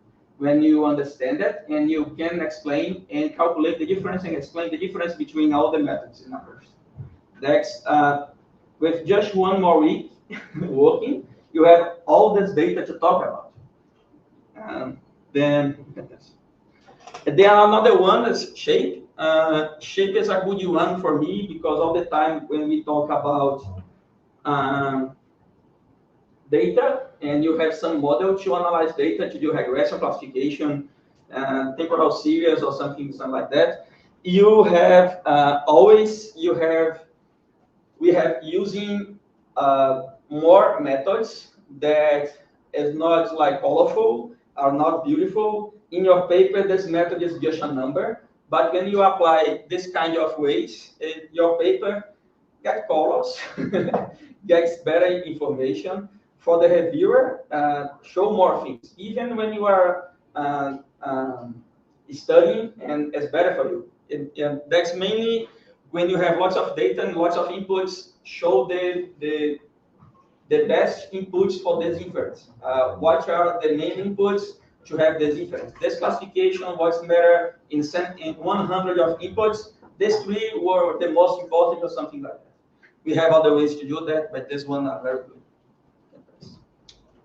This is a paper. It's not my paper, but I like this paper. I use this one on my classes. This paper, what the guy said, uses in general was he uses GradCam to analyze the output, and also he uses a shape to explain the input. For this, when you think just you have a good code, you have good results, but you don't have a good discussion. That is why your papers are not accepted in general, because you don't know how to discuss things. Because do I not know to discuss? Because you don't have what discuss. To have what to discuss, you have to use something like this. You have a visual way to discuss the outputs. You have a visual way to discuss the inputs. This is a good one, a good way to start to discuss your papers. And if you are good for papers and people who understand the math and who understand the model, imagine to a specialist, imagine to a doctor, imagine for a mechanical engineer who doesn't understand the model and how AI works, and we stop to say it's a black box, more images, more models, more data, and not just about it. You need to understand it. Why are you doing this for this application, for this solution, and so on? Then I have been using this in help. Lots of papers already published using on medical applications. This one is when you have a skin disease. I already did lots of ways to analyze classification on this one, but in our papers, when we discover explainable AI, we do all the things that we do with the other models, but as everyone do. But I also explain and discuss the paper with this GradCam and the other ways to do that. Another way that we have been working is in lung application. This is lung, yeah. For lung, this is brain disease on stroke.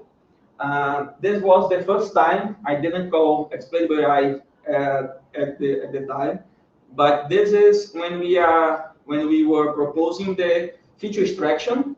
I tried to explain what are this feature extraction, this feature extractor. Then every time when you look about these ones, you can say this is a normal image, this is a ischemic stroke, this is a hemorrhagic stroke.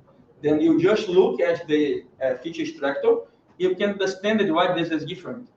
Because of the colors, because of the ways, you already understand it, but we didn't call this explainable AI, but we are explaining. This was something that we do, I think, almost 10 years ago. But also, recently, we were publishing some papers and some models. We are already using this kind of things as well to use everything that everyone is using, but also applying explainable AI. Also, we did the same on lungs to analyze diseases there, a normal image, and we have fibrosis, and we have DPLC as a classes, and we was always proposing some ways to explain and to show the feature extractor when we have a normal lung or a lung with some condition. Then when you look into this, you already understand it. It's not explainable AI, it's just thinking about how to explain this to doctors. But for sure, we have been doing everything that everyone do when they apply some deep learning model, and we need to explain what is inside, because we need to explain why this is working or not, and also we use GradCam and their variation. A great paper that I like to talk is a project is Shaped, because on Shaped we didn't just do what everyone is doing. On Shaped, we are proposing explainable AI properly. That's why we have been doing some papers and projects about this. On this project, we did this with a company. Now as a well-known company that we use in the past. The history about the project is someone come in LAPISCO and say to me, I already went to 10 universities in South Brazil and Northern, in every place in Brazil, and they call me crazy because I wanted to take normal pictures and analyze the information inside the cells. Then if you think like a physician, this is probably impossible. But I like the word when they say, I try to do that in 10 university, and then they say I'm crazy. And then when they said that, it was like, for me, this is interesting. Let me know more things about the problem. You already have the image, and he showed me the image. Then I said to him, these images are not good. You need to take everything again and have more images, because I don't want to have a problem with the computer vision part, because mainly what they had before, it was a person like that. And when you take a picture of the person, I need to separate the arm, separate the legs and the body, and everything is more difficult. Then I want to have less problems. Then I say, you can't do that. Then I would separate the legs, and I would separate the arms. I learned that on the computer vision part 20 years ago. Then I need to separate the parts. It would be better, because I want to be fast. The way that I'm going to do that, then after that, I'm going to start to do, if you have this image, you could have this type of image. Then he says, yes, but why? Because I want to have this arm not appearing, and this leg also can't appear as well, because I just want one leg. Then I would have this one, I would have the leg, and if we combine, we would have a chance to combine these two images, these two information. We have a parameter, how can I say geometry in English?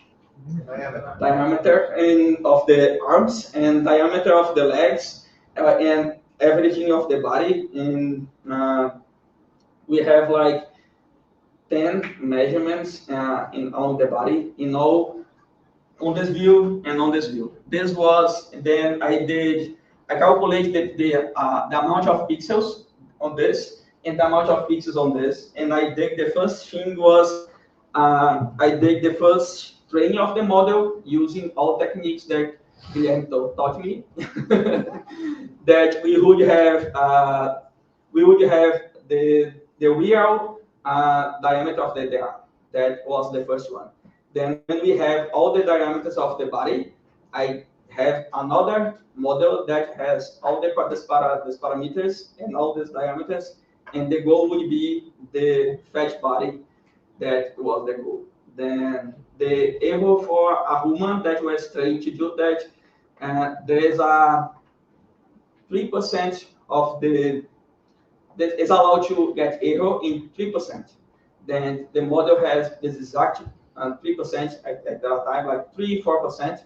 At the first time that we did this, I think 2018 or something like that. Then we just did with normal machine learning models and using computer vision and human intelligence in general to do that. And we think all the details about this.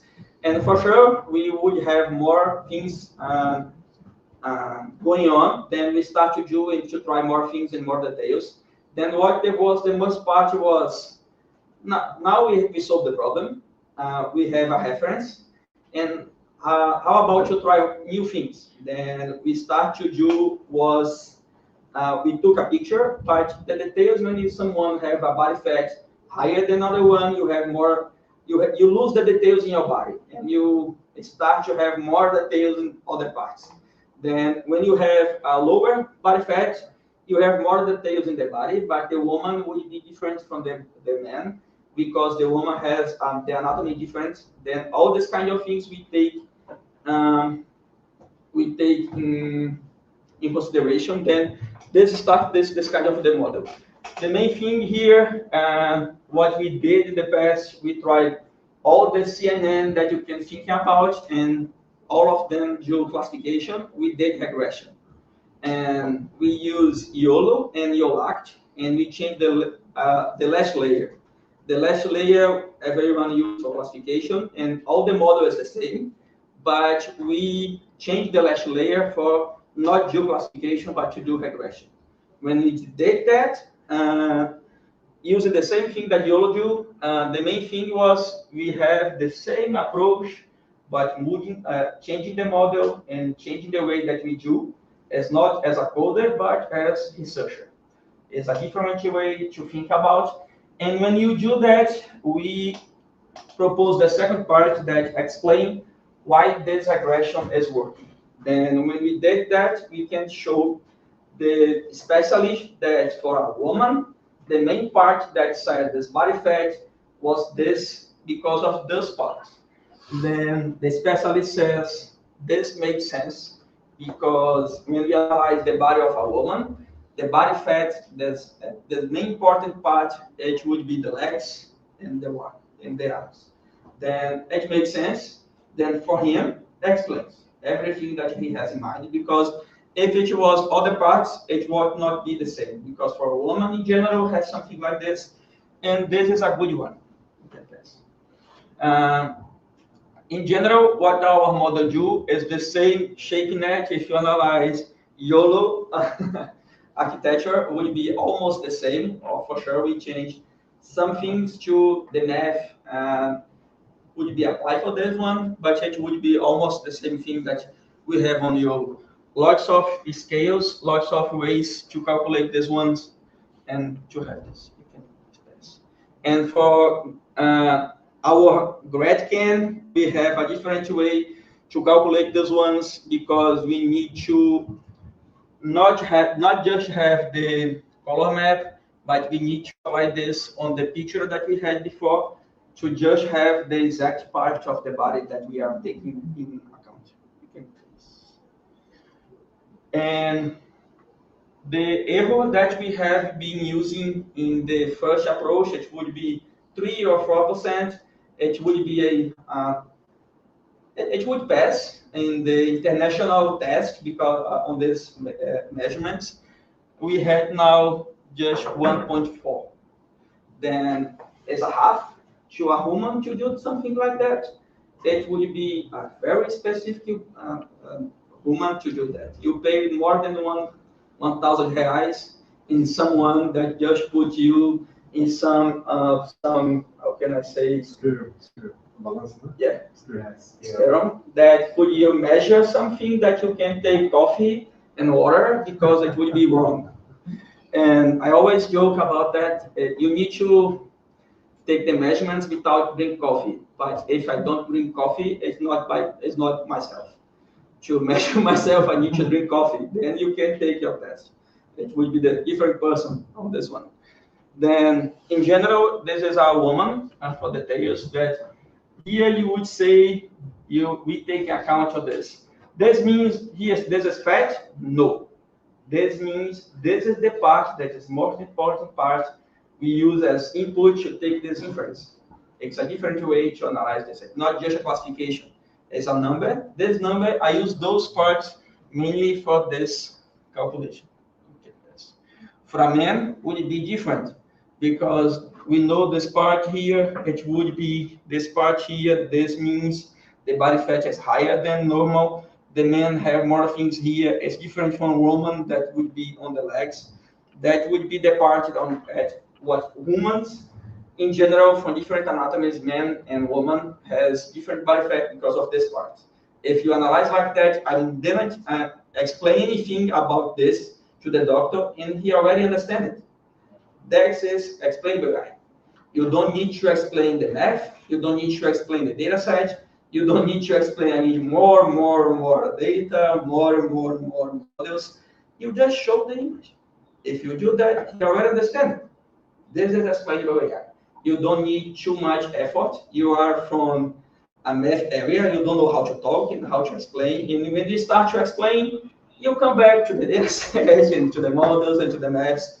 And the doctor would not understand it at all. We have been publishing this in good conference and also in journals. Like in general, the first one that I showed was in pattern cognition error. This one that it was CBMS. I can pass. It's shapely. It's much more. This one is not about the body fat composition. Is about the bone composition. We wanna mix and analyze the bone composition. It was the same data set, the same pictures, everything, but was not focused on the body fat, just in the bones. And não é mais em português, we are not interested em na composição corporal e sim na composição dos ossos. Se a pessoa tem os ossos mais largos, que ela fica mais pesada, mais que ela emagreça, ela continua sendo pesada porque ela tem os ossos largos. Basicamente é isso. Isso dá problema nos pés. Exatamente. E é justamente essa área que a pessoa estava interessada, nos pés. The person would be interested in the legs and on the foot because the person would weight more, and we have more disease and more conditions because of that. Then in general, I used to apply lots of models, and I need to explain not just with numbers, but I need to explain what are the most parts that we have in account to use this. The measurements of the person waist, height, hip, feet, all the measurement that we have on the other research, we also have here, but we also have age, we also have other information like the height and other, if it's vegetarian or not, number of gestations, has relevant disease, calf, everything that everyone thinks matters, not always matters on this, or there's one that we put everything in the account. You can show the weight is the one that for sure is a good one to analyze, but for the 4ER is also a person who has the bones weighted than the other one. It's because it's a good point, age, waist, and all the things that we have together. This is a good start. You can come back to one. It's different approach to explain this. It's difficult to explain this, Marwan. This is easy to explain. That's why the discussion is better when you use explainable AI. It's just to explain, not just for specialists, but for you guys that are research from the math area, models, and everything else. You can press, please. More one paper that we published on NeurIPS. It was also about shy in general. You can press, please. We not just apply the analysis of the health monitoring in general, but we explain using not just the inputs, but the outputs in general using shape. And this improved the discussion. If you just analyze the point of the paper and the model and everything that we use, it was a normal paper, but the detail that we discussed this, it was a good paper that get accepted because of that. Then for sure we have more things to do and to talk, but with explainable AI in general, it's this. As I said to you guys, I use and I think about AI in a different way because every time I prefer to apply something that is already exists and on something that we need to solve. And when we have some part to improve, then we do research that. If we do research about everything, we didn't have the solution, we didn't have time for that, we didn't have money and funding for everything that we want to do. And we need to focus on the solution and how to explain everything after the solution to put this to run in larger scale that every specialist would be better if he or she is confident enough to put this model to run and to have the AI properly applied and be confident that everything is working like he would do. This is the best way for me to think about AI in its research. That's it. Thank you very much.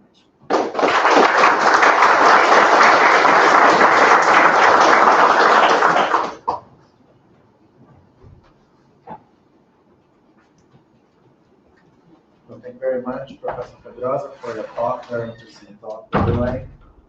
Do you have any comments or questions? One thing that I thought interesting in your presentation, because you explained that the age is an important factor for the technique. Yeah. This was a good point because every time when we prove something and we have our paper, they read our paper, they say, you need to use this one as well. You have this information, you should put this one. And they each put the information that we didn't put on the first time. And they say about it, we put the information and another one say how many times this woman get pregnant, then I want to put this one as well, just to solve this everything that. Every time when we talk about something, we the first paper when you think about it, we didn't put the hate of the person on the model, that we should put this one. Then when we put everything that we have, that makes sense for someone in some application, because we forget that on this conference, the person is in general, everyone understands about health, everyone understands about fat, everyone understands about the problem. It's different when we talk about face recognition, that not everyone understands that, but you understand when someone is fat or not.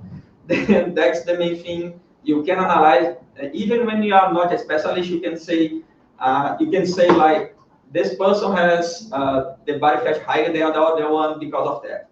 That's because everyone knows some details about this. Then when we explain this with the models and with the math and with some color. But also, that is surprising me, because also the bone density is also affected by the age, no? Yeah. Makes sense when we think about it. Yeah. But in general, when we start to write the paper, we just think about the models, data set. We didn't think about the application. That's a good point to start. Okay. I do have a question that I was actually saving for Luca, and I'd like your input as well. But it would be nice to keep briefly, because we have a short break soon coming. And this is mostly a personal perspective on, in general, about machine learning and explainable AI. Because the models, just as well as we don't know how they are computing the exact output they provide us. In many ways, we can say that somehow this is a guess. It's an educated guess from the model, but it's not really a certain thing. There's a never text per se. And just as well with explanations, especially because most approaches to explainable AI are also machine learning based. They are also guesses.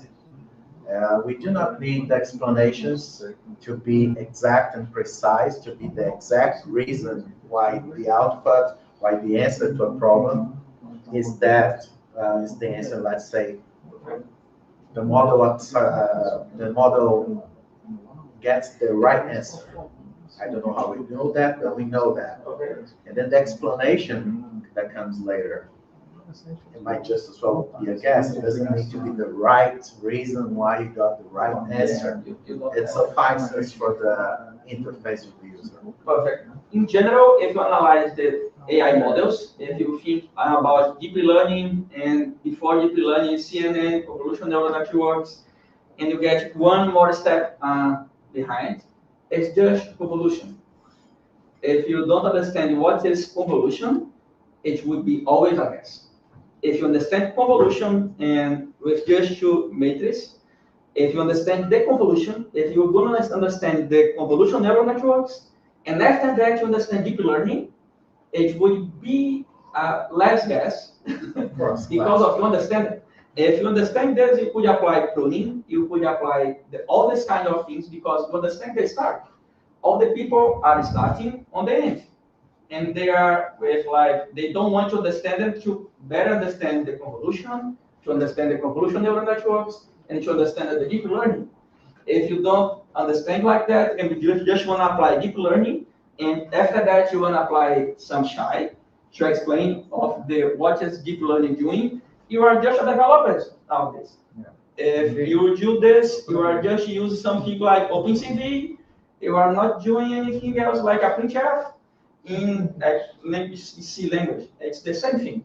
You need to understand the basis. Then it's like, for me, it's easy because the things show up and I was there and I learned. Then 5 years later, all the things appear and I was there, I learned as well.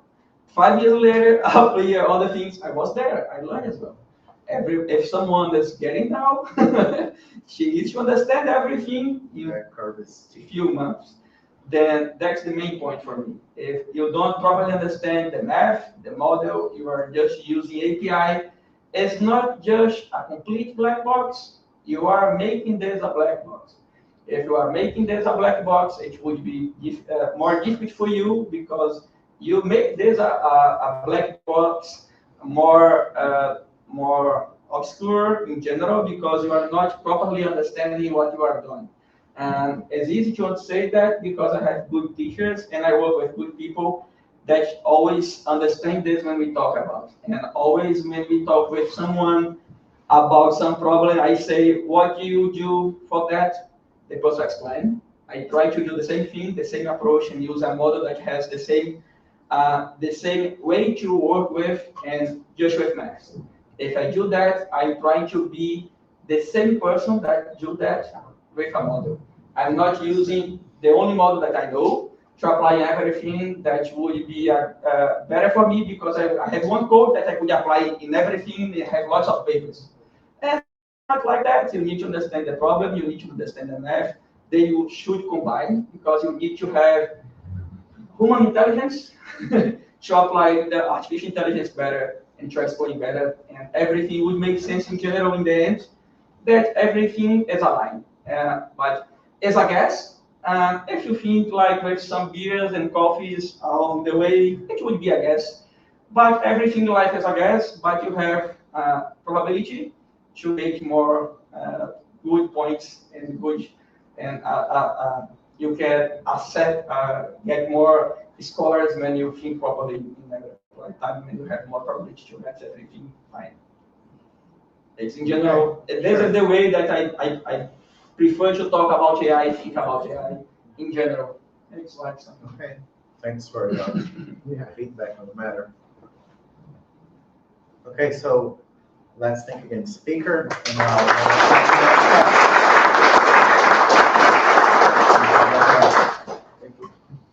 And so on our program, we have a short break now. I'll just let you know this. We have a coffee break served outside. And we'll come back, we'll keep this short because we're a little late. Let's say we come back at 4:45. It's 4:27. That gives us nearly 20 minutes for the break. And then we'll have the keynote of Professor Luca Longo with a few minutes for questions.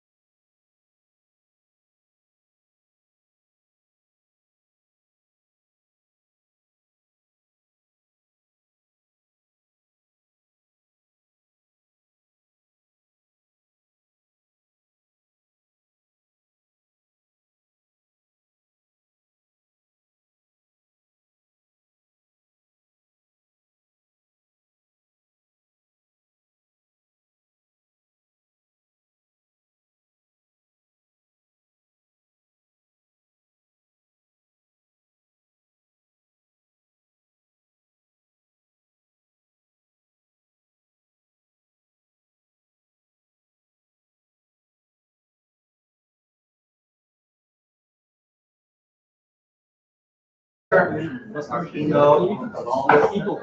Será que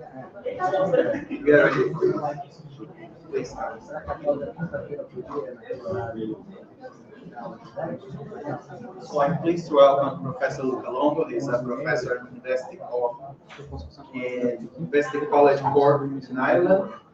He is an internationally recognized expert in explainable artificial intelligence, deep learning, and cognitive modeling. His research has bridged advancements in AI systems with human performance and learning.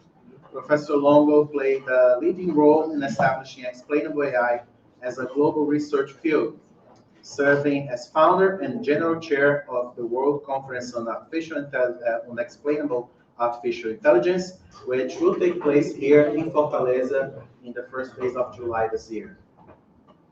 He holds 2 PhDs, one in artificial intelligence and another in neuroscience, quite recently, this one, right? Which, in my opinion, of course, allows for a very rare interaction between disciplines and a different perspective in AI research. I hope we'll talk a bit about that, about the interface. Thank you very much, Samy. Thank you. All right.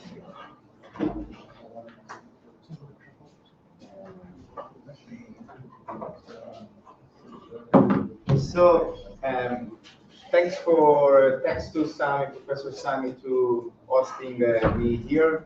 Thanks to all the other colleagues, Guilherme, Pedro, João, for their interesting talk. My name is Luca, and as you can guess, I can speak English, but I'm not native English speaker. I'm Italian, and today we see how XAI has evolved over the years. And thanks also to him because, what's your name, sorry? Guilherme. Because he's helping all of us to do this. You don't know, but you are in trouble because I have a lot of transitions. So today I'm going to present the manifesto of XAI, which is a work I've done with the other 18 professors in the world in 2024. And this is actually the title of the research article that you can download for free. Is open access, and this article has won the best paper award of information fusion, which is a journal from Elsevier recently, a few months ago. And this work took like 1 year and a half to put together ideas and opinions from 19 people with very different background. We have a lot of computer scientists in the group, people working in human-computer interaction, people working in law, in psychology, in cognitive science, in neuroscience, philosophers. So all of them provided a lot of opinion, suggestion, and foundational things from their own discipline. By the way, I agree with Professor Pedro about the foundations of things. The more we understand and master the foundation, the better is our life, our journey towards. So we call this XAI 2.0. You can go ahead. So this has started probably, maybe 20 years ago from the DARPA, which was an institution from the United States connected to defense, but they called that at that time explainable AI, but what they really meant was interpretable machine learning. Then XAI has evolved in many different directions. So it was a very niche research topic within artificial intelligence, but it has been becoming an active field of research.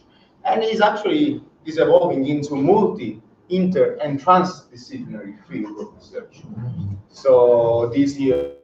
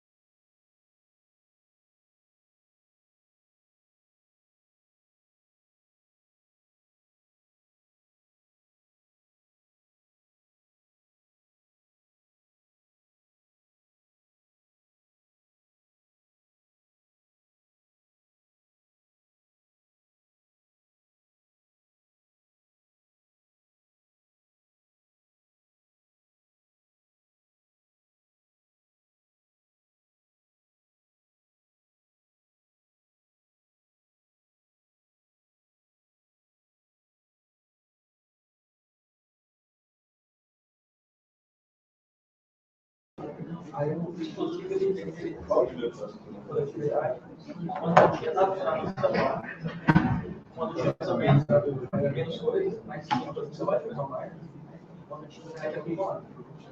We're online again. All right. So we were saying that XAI has started in the USA, and originally was a little research topic, and now it evolved into a larger field of research. And so as Professor Samy said, I'm the founder of the World Conference on Explainable AI. It was 10 years ago when I was maybe a little bit more started working on XAI, and I realized there are a lot of workshops all around the world from different single groups associated to various universities, and they propose, the workshop of the larger conference. And there was no dedicated event on XAI, so 4 years ago I had this idea of founding this conference, and from the first year already, it was a very interesting venue to publish work on XAI. By the way, go back 1 second. So this is the page on LinkedIn, so you can follow, and all the news will be there. Also, the conference, as you can see, will be the 1st of July in Fortaleza, and of course, you are all invited.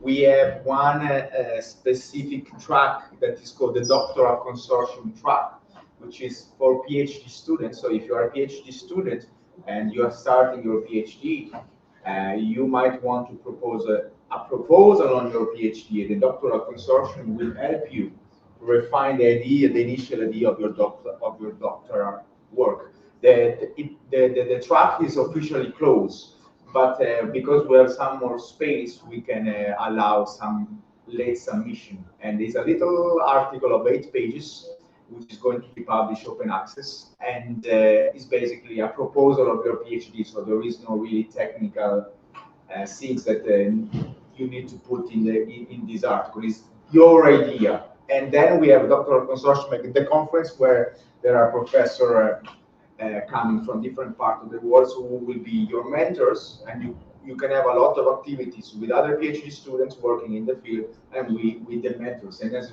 a very interesting event within the conference tailored to PhD students. So in this work that I was presenting, and we did with 19 people, we identified 28 problems within the larger field of explainable AI, and we had a lot of work to map all these things together into 9 high-level categories. So I'm going to go through these categories so you can see, and maybe something trigger in your mind, and all of a sudden you can start thinking of master project, PhD project, and interaction. Yep. So in a nutshell, the goal of explainability is to make certain aspect of AI-based system. AI-based system doesn't mean just machine learning system. We also have reasoning system, logic. We have computer vision, we have robotics, we have many other things within artificial intelligence. The goal is to make them understandable for humans. Humans can be designers, developers, regulators also, and the general society. Here is a couple of pictures that comes from a couple of reviews I've done with one of my PhD students, Julia, and we built a taxonomy for makers of XAI, and you can see we have different dimensions on how we can categorize the XAI-based system by the stage, the scope, the problem time, the input data, and the output formats. I'm not going to go through this, but again, there is another journal paper published. And then we have a very successful work on the notion of explainability. And as you can see here, usually we have a machine learning models. So we basically learn a function that usually map input output, provided that is a supervised problem. We have input data. Sometimes we have also knowledge base that we can use. We learn the model, and usually if it's a supervised problem, we map the inputs to the output. This becomes our black box, because if we use deep learning, we have a lot of connections, a lot of neurons, a lot of layers. So explaining this becomes a problem. And then we can add on top of this, model, what XAI method to open in this black box. And that's what we call here explanators. There are many ways of opening black box. For example, Professor Pedro mentioned silencing map, GradCam Plus. This is just one of the many methods that exist. And those produce explanation. In this case, there is a visual explanation of the intensity of the pixel. But we have many types of explanator. We can have if-then rules, we can have plots, we can have a silencing map. But then even when we have this, we need to evaluate them. We need to evaluate the models, but also we need to evaluate the explanation. Because how we evaluate the explanation, maybe someone can understand better pixel and intensities, but maybe someone does not like intensities or pixels. So there are many other methods that we can employ. So as a professor explained, there are many applications of AI and XAI in finance and healthcare, agriculture, education, and this is not going to stop. We will always produce application over application over application. How would you explain a time series if you create imagine you need to create a bot that buy and sell Bitcoins, but you want to maximize the profit, and you train a neural network, let's say. But then you need to explain, if you work in a company, in a high frequency trading company, you need to explain to the boss why you need to give you 2 billion euros to invest. Same with healthcare. We have an MRI scan, EEG data. You need to explain to the doctor why the machine says in this picture there is a brain tumor because the silencing maps say around here the intensity of the pixel are good. So you need to explain to the doctor. Agriculture, there are many applications with drones that take a lot of pictures and apply computer visions to detect if the potato is rotten or not. Why? Because there are kilometers of potatoes, for example, in Ireland, and the little guy, the agricultural guy, can go up and down. There is no time. Education, that's for me, it's a very interesting space because it's very difficult to use the way I intend AI in education. Go, the next one. So we identified 28 problems, and we group them in different. So we need to create explanation for new types of artificial intelligence. For example, now we have generative AI. We have a large language model, diffusion model, GPT-based model. So this is how we create explanation for these new types of AI. The solution is, for example, we can use mechanistic interpretability. This is one little niche within XAI. It means we need to open the neural network, for example, and we need to apply some sort of reverse engineering. And we need to identify the path that goes from input to output. How we do this? Neural networks are trained with optimization of gradients. So we need to reverse engineering, unpack all these gradients, and try to learn how this map has been learned. We can use information geometry, for example, to solve some of these problems. Next problem is how we create explanation for distributed and collaborative machine learning. Now we have data center and our computer is not enough to train a big model, so we need to resort to many machines. And we use federated learning, we use the clouds, we have a lot of data and distribute the data over various machines that train a little bit here, and then detect the results and they aggregate together.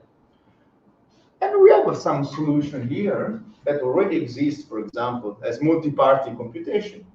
We can compute a local explanation in the single models, in the single submodels, and then aggregate together towards global explanation of the overall model. We already have a lot of work in networking. We have protocols for distributed cryptography, so we can resort to those type of approaches to solve this problem. I'm going fast because we have some delay, and we want to have the happy hour right later. So improving current XAI methods. How are we going to improve XAI methods? Professor Pedro talked a lot about the sharply additive explanation, but we have many other attribution methods. Attribution means we have a certain set of features, and we try to learn the impact of these features to the target feature. Layer-wise relevance propagation, line that maybe you already have seen. And it's interesting because each of them, with the same model, with training with the same data, they tell different things.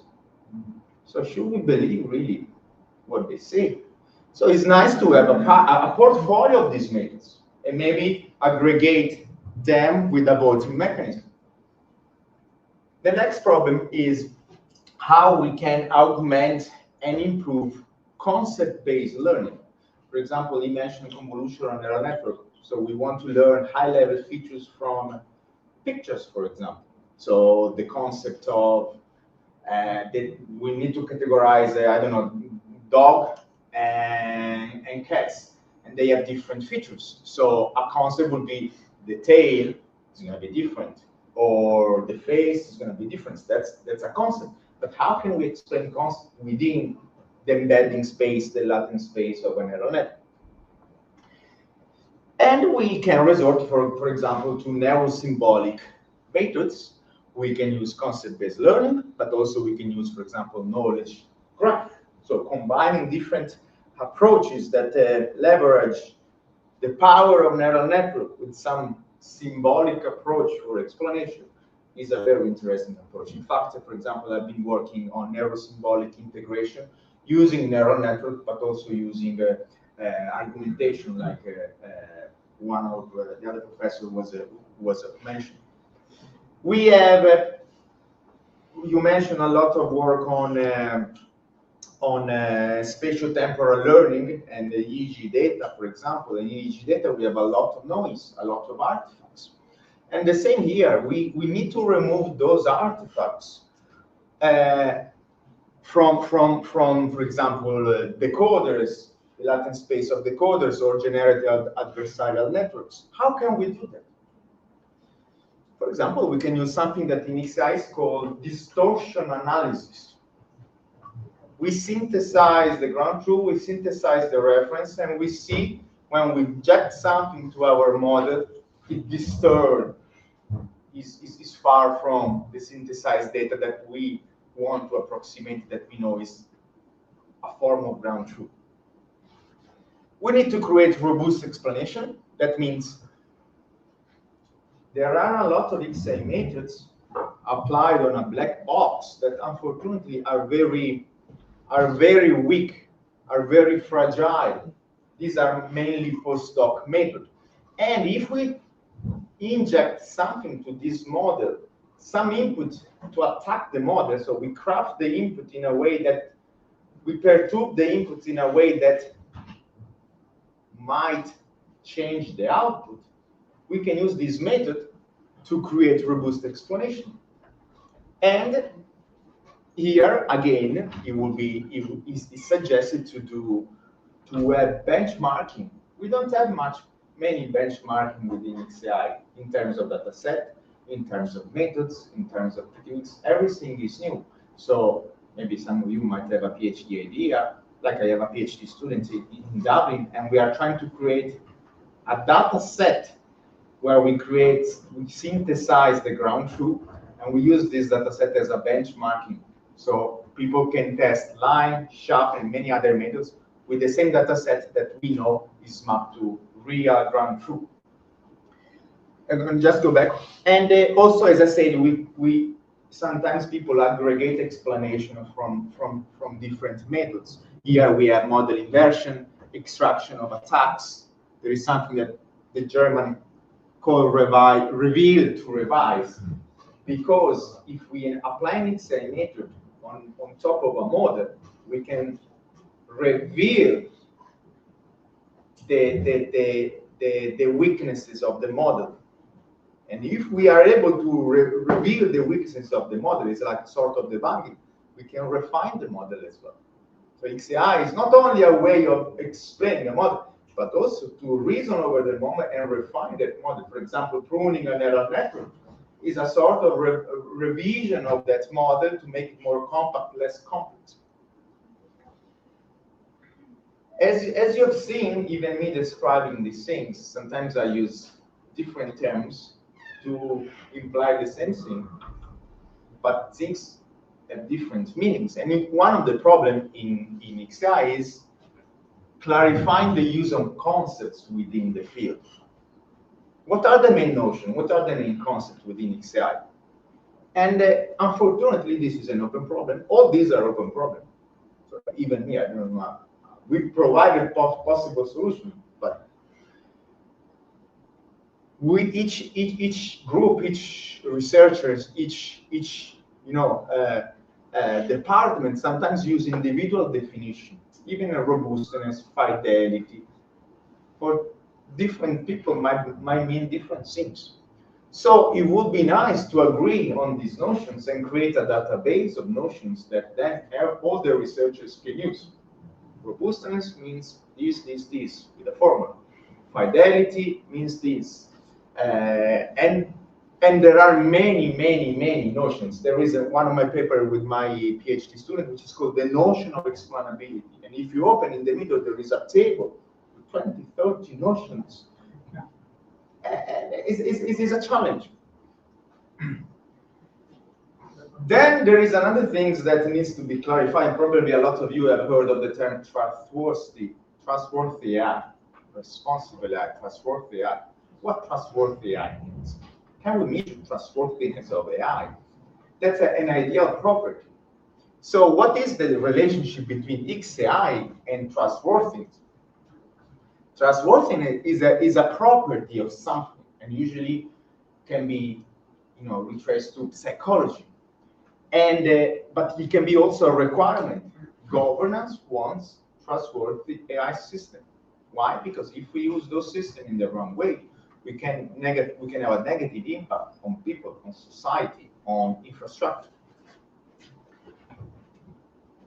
Finding a useful account of understanding, of explanation. What is an explanation? If I ask you, can you give me a sentence defining an explanation? I will have 50 definitions. So how can we solve this? Let's go back. We have many of these things coming from psychology and psychology. If I ask you, can you define the construct of intelligence? Each of you will provide a definition. But if we start reasoning in a philosophical way with the methods and techniques we have in philosophy, and for example, psychometric or the constructs coming from psychology, we can also try to start defining what we mean with explanation. Now, we build a lot of methods. We already have a lot of methods for modeling. Deep learning is just one. We are building a lot of XAI methods for explanation, but how we evaluate them? All these things are happening because humans need to understand what's going on.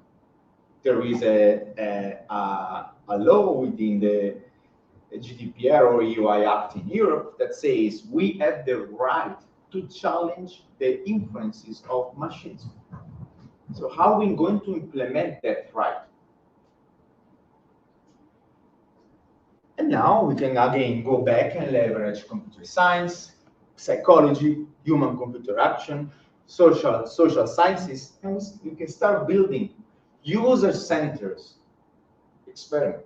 So I have a black box. I apply some XAI method. This XAI method generates an explanation. Then I provide each of you an explanation. And for example, I can apply psychometric to understand how you understand the explanation. And then if everybody agrees, I can start building the construct of explanation. And that's why psychology in this case is very important. Because if an explanation is robust, is good, has high fidelity with the model, but all of you understand things in a different way, we have a problem on the human side. there is no evaluation framework that is agreed upon, and the solution of this is to, for example, create pipelines, processes for the evaluation of XI methods. We can start building also data set. Like there are many benchmarking data set that everybody use for training machine learning model. So we should do the same also for explainability. We need to overcome limitation of studies with humans.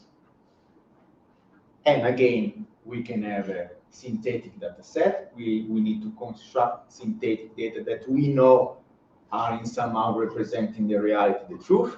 We can also use virtual participants.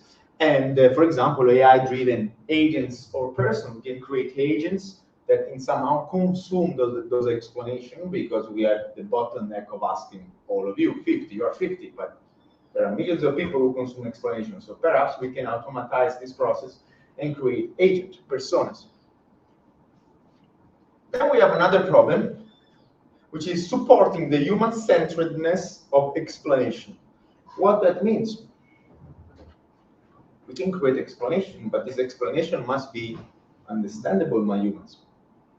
And humans are us, maybe all engineers, computer scientists. I'm a nerd, I like numbers. But if we go outside, and by the way, thanks for organizing the music with the violinist. It was very nice. If we go to them, and we start talking about silencing maps or pixel intensity, they look at us and say, what? Maybe if we provide them with some sort of explanation in terms of sound, we start liking. Here we have how can we solve this? We have global explanation of the overall black box model, but we have also local explanation. Someone in Europe called this global explainable AI. And here we can also use argumentation, defeasible reasoning, logic, non-monotonic reasoning. Why? Because those types of logics are more aligned to the way we humans process information. We understand concept, so why don't we create explanation for explaining XI method through concepts? Again, here we need to define what is a concept. So why don't we build a taxonomy of concepts, so from which we can pick from, and we can start using the same underlying foundational things. And also, there is one important thing that is called personalization. Because I like numbers again, those people like sound. So we need to create an explanation that are personalized to the end users. And each end user might consume explanation in different ways. For example, how we build explanation to blind people. Sometimes we have a problem that explanations are far away from the reality, are divorced from the reality, because they are very complex, because concepts can drift, can change their meaning over time. And here we can use, for example, everybody knows ontologies, but we can use the concept of falsifiability. Have you ever heard of the concept of falsifiability from Professor Popper? We can falsify, we can create things that have the property of falsifiability. Falsifiability doesn't mean that is false, but if it is false, it can be shown with empirical research and empirical experiment. So we can enable like a control, we can respect human understandability and the reality. Then we have another interesting thing that is called causality, uncovering causality for actionable explanation. We can have explanation, but they are actually actionable. They actually help us to support decision making. And here, one of you, I don't remember, here we have counterfactual methods here. Counterfactual means we need to provide why from here, why from this input we get this output, but we can also provide why not we don't get other outputs. And maybe with why not we learn more than just this normal mapping that we do all the time. Here, a lot of people start using large language model for counterfactual, proximity, plausibility, diversity, feasibility, and then also we can try to use an automatic causal graph for models. For example, we have this, but we can wrap up this, so we can explain with this with a graph-based model. Why? Because maybe graphs are more consumable to humans. Guess what? Explainability is a very multidimensional construct. How we deal with this? We can create multifaceted explanation, not just technical interpretability, but we can use other metrics. How can we solve this? Now we can start adding trustworthiness. We can start playing with safety. Maybe we have high accuracy, but maybe the model is generating something that might be used, might be unsafe. Accountability. Who is accountable? The model, the developer of the model, the method, the grading methods that has been used to train that model, or OpenAI, who allow many millions of euros to be spent to create a large language model. Have you ever heard of this little teenager in USA who was chatting with ChatGPT and he committed suicide because ChatGPT says who is accountable? It's a big deal. We have the trade-off. So these things say that we need to take care of the trade-off between explainability as a construct and the technical metrics that we use as computer scientists. One thing is we have high accuracy, high precision, high recall, low error. But then if all these things we forget to take care of the accountability of the fairness, is it really useful? Again, explainability is interdisciplinary. You can see there are many disciplines touching this, and most of them are domain dependent, term specific, but we need to open up our horizon and we can work collaborative toward collaborative platform forum exchanges. That's also one reason why the conference exists. I go fast to the last three problems. Adjusting XCI method and explanation. What that means? We have different stakeholders. The doctor wants explanation in a way.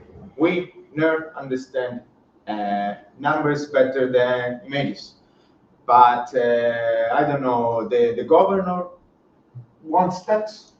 So we have different stakeholders with different abilities to understand the explanation, with different preferences, and also with different attitudes. The governor might prefer safety and impact on society rather than 99% of accuracy. And that's why one of the solutions is to use multimodal XAI.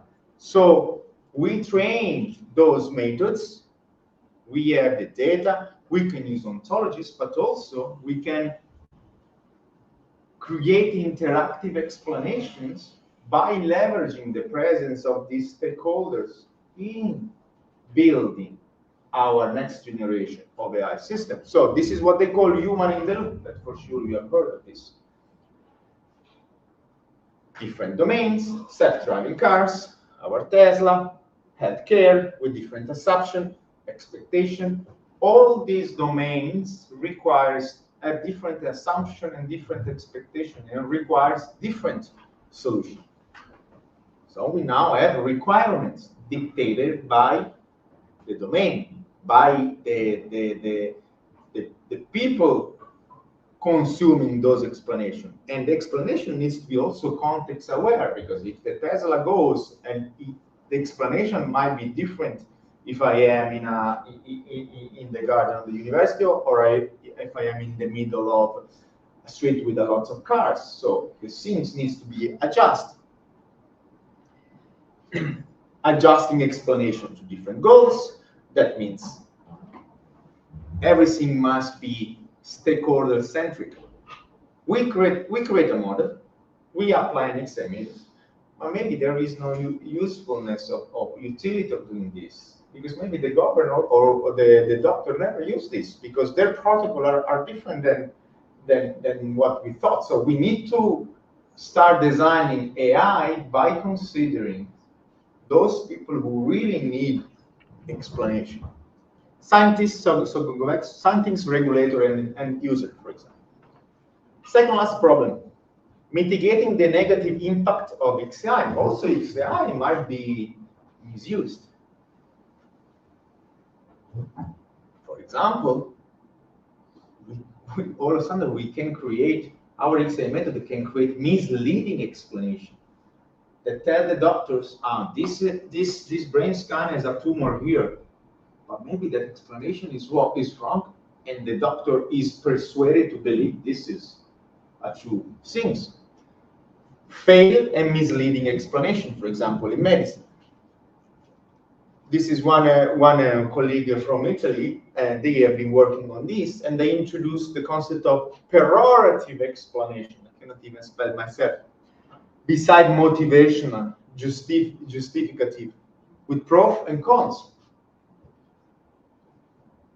Then we have, again, we can define the Weiss criteria for falsifiability of explanation. That means I give an explanation, but let's create something that aims to attack that explanation. And by attacking that explanation, we are actually making things fairer, safer, better.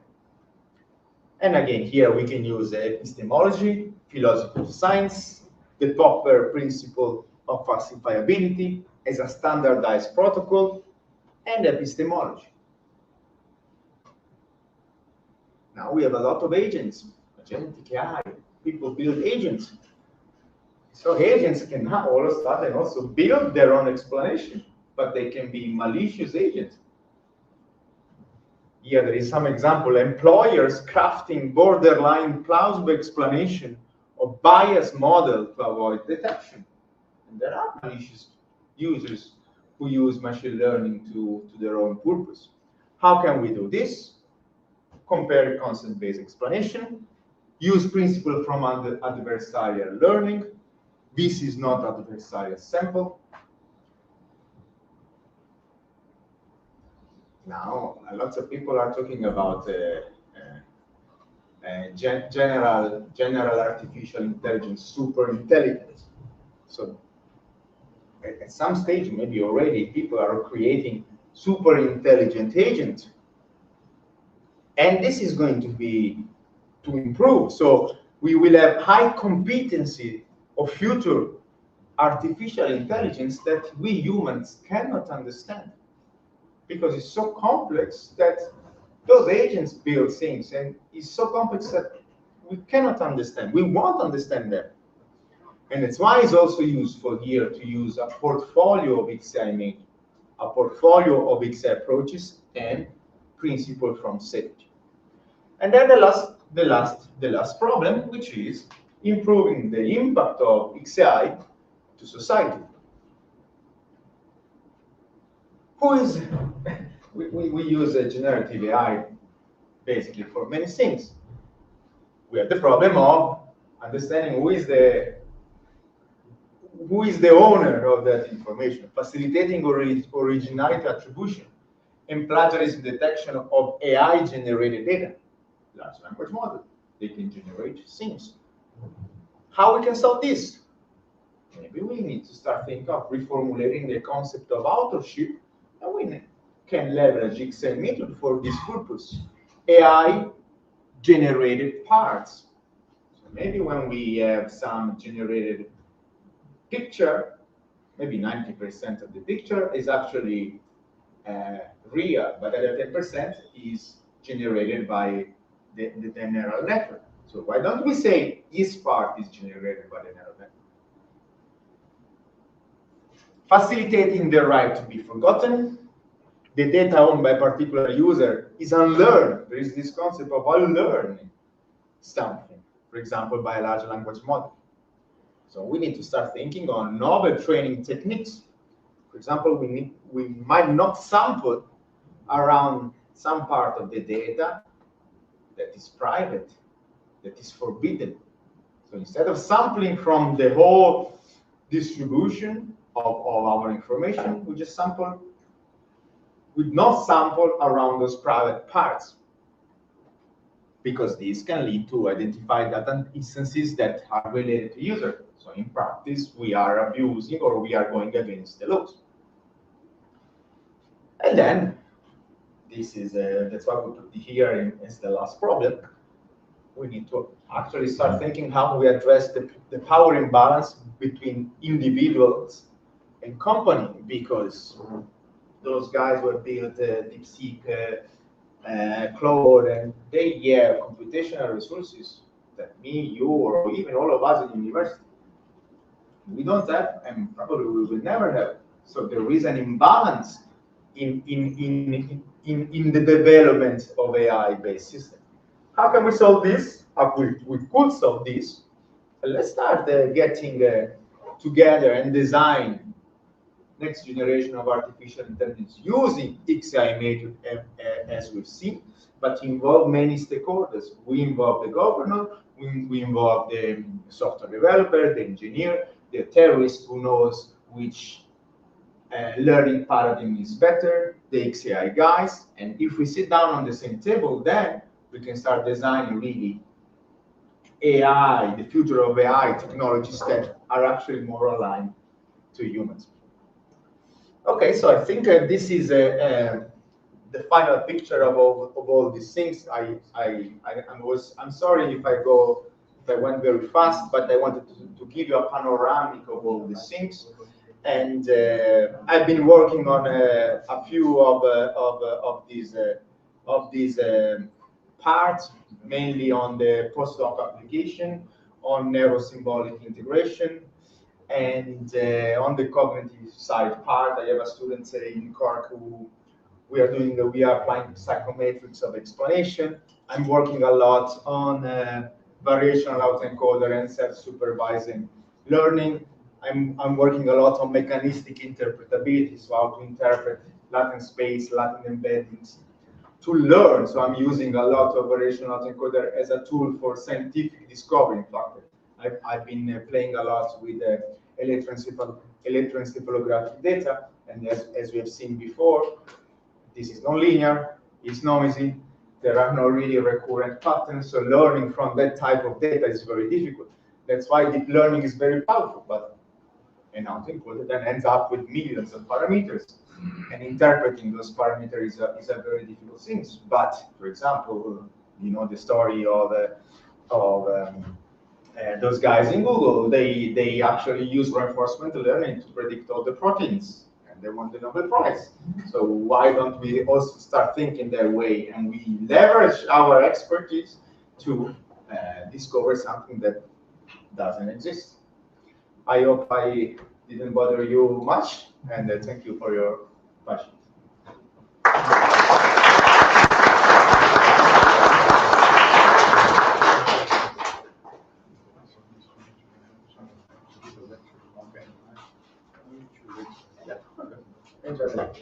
Thank you very much, Luca, for your call. Thanks.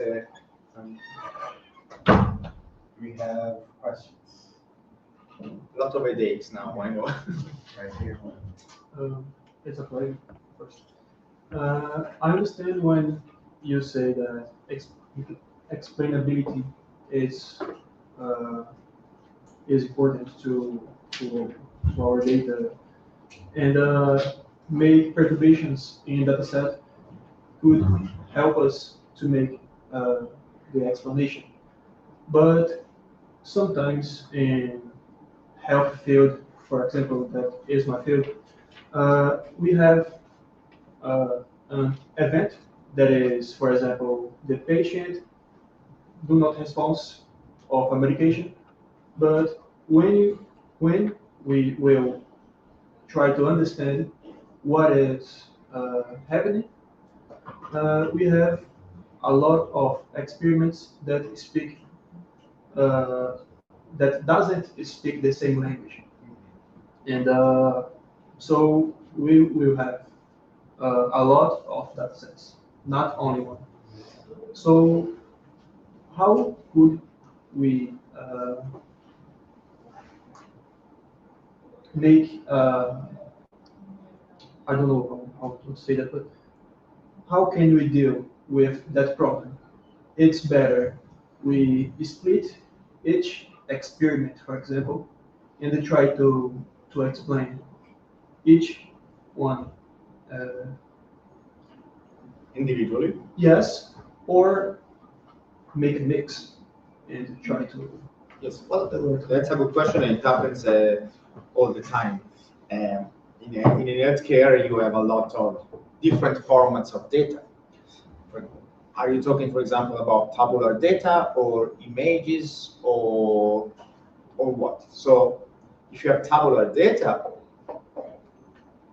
it's difficult to transform tabular data across different data sets and across different problems you want to solve. Unless you have age in all of them, which we learn age is always the most important feature and somehow for any type of healthcare data, is difficult. But for example, if you have pictures and you have fMRI scans or EEG topographic maps from different data sets collected in different hospitals, in different departments, as long as the underlying data is of the same format, then we can try to use normalization techniques across all of this data. Of course, if you pixel and numbers, like as in tabular data, are difficult to be put on the same in the same model. So normalization is something that I've seen always work. But a few colleagues in Germany, for example, they use some transformation, for example, spatial temporal frequency, spatial temporal analysis. So we have, I don't know, EEG data, and they transform EEG data into topographic maps. Topographic maps all of a sudden becomes a matrix, an image. So you move from time series to another domain with a transformation. But because some transformation is reversible, then you can go back to the original domain. So you can use some transformation to maybe normalize the data across different data sets. Of course, if you have different data sets with different features, I don't know how you can put them together. For example, we submitted a proposal last year with a few colleagues in Poland. Some of you, I don't remember who mentioned neurodegenerative disorder before, which electroencephalography in this case might help. And in Poland, they collected the largest data set of EEG data. Normal people without any disorder, Alzheimer, Parkinson, dementia, and many other types. What I wanted to do, what we wanted to try to do, is to put all this data together, collected from different data sets, from different people, into a huge, large variational autoencoder or an autoencoder to learn the latent variable that can predict all these things. Then the proposal was not accepted, but we had to come up with this normalization strategy across all these data sets. Then again, as I say, the problem of computation is the actual bottleneck, because most of us, we don't have access to data center. By the way, I've seen in prior to Futuro, they have built a new data center, Tecto, right? Tecto. Who is the owner of that? There's not just one. I think there is more than one. Okay. But the name I don't know. But it's from the government of Ceara, or it's private? It's private. So we cannot access probably that data center. So it's good to leverage many different data sets, but we need to construct something that normalize across data set. And transformation is one, various normalization technique is the second, and maybe sometimes we need to give up some features in some data set to have the same set of features across all the data set. Sparsity tests would be one. Pardon? Sparsity tests would be one. Sparsity is one thing, is having the same feature space. One thing is to have the same the distribution of those features across different data sets. So sparsity or can be used in this case, but if the feature space is different, nothing you can do. I mean, you cannot add a feature because the data has been collected 10 years ago. Maybe you can remove a features, but if you keep removing features, maybe you end up with nothing. Sparsity is when the distribution of those features is really different across data set, that you use sampling technique or other statistical techniques to try to perform this normalization across data set, because otherwise you train a category that is very well represented, and the category with the lower sample is not represented. So you really need to guarantee that every target class is represented by the same amount of samples. Something that, but your question is not easy to solve. Thank you. Thank you.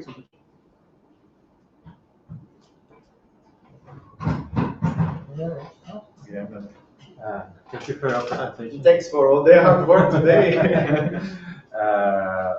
We talked a lot about different design methods to explain some predictions, some regression problems, but you also think there is a way to talk about the evolution of the field of XAI without talking about evolution of regulation, politics, and knowledge for the general society. There is a way to improve this without reaching these other fields. When you say, you mean fields or you mean different stakeholders? Different stakeholders. I don't see this happening. Like if we stay within our little niche of computer science and we are good in playing with numbers and gradients and all these things, maybe we create a robust model. But the government of Ceara will not use this because it doesn't satisfy other requirements, you know. So the only way is to really put together people and working together. But I think sometimes we solve problems that in reality do not exist as computer scientists. So we start coding something that we will never use. For our learning is good, because I learned this way. I learned by writing Python code and learning. But as you say, also we need to know the foundation. The governor does not know the foundation. So we need to go to talk to him and say, what is your problem? And most of the times it's about understanding what is the problem.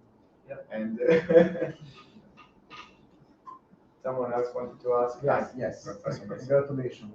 Very nice, very nice. Your framework is interesting because it's quite complex. It's complex.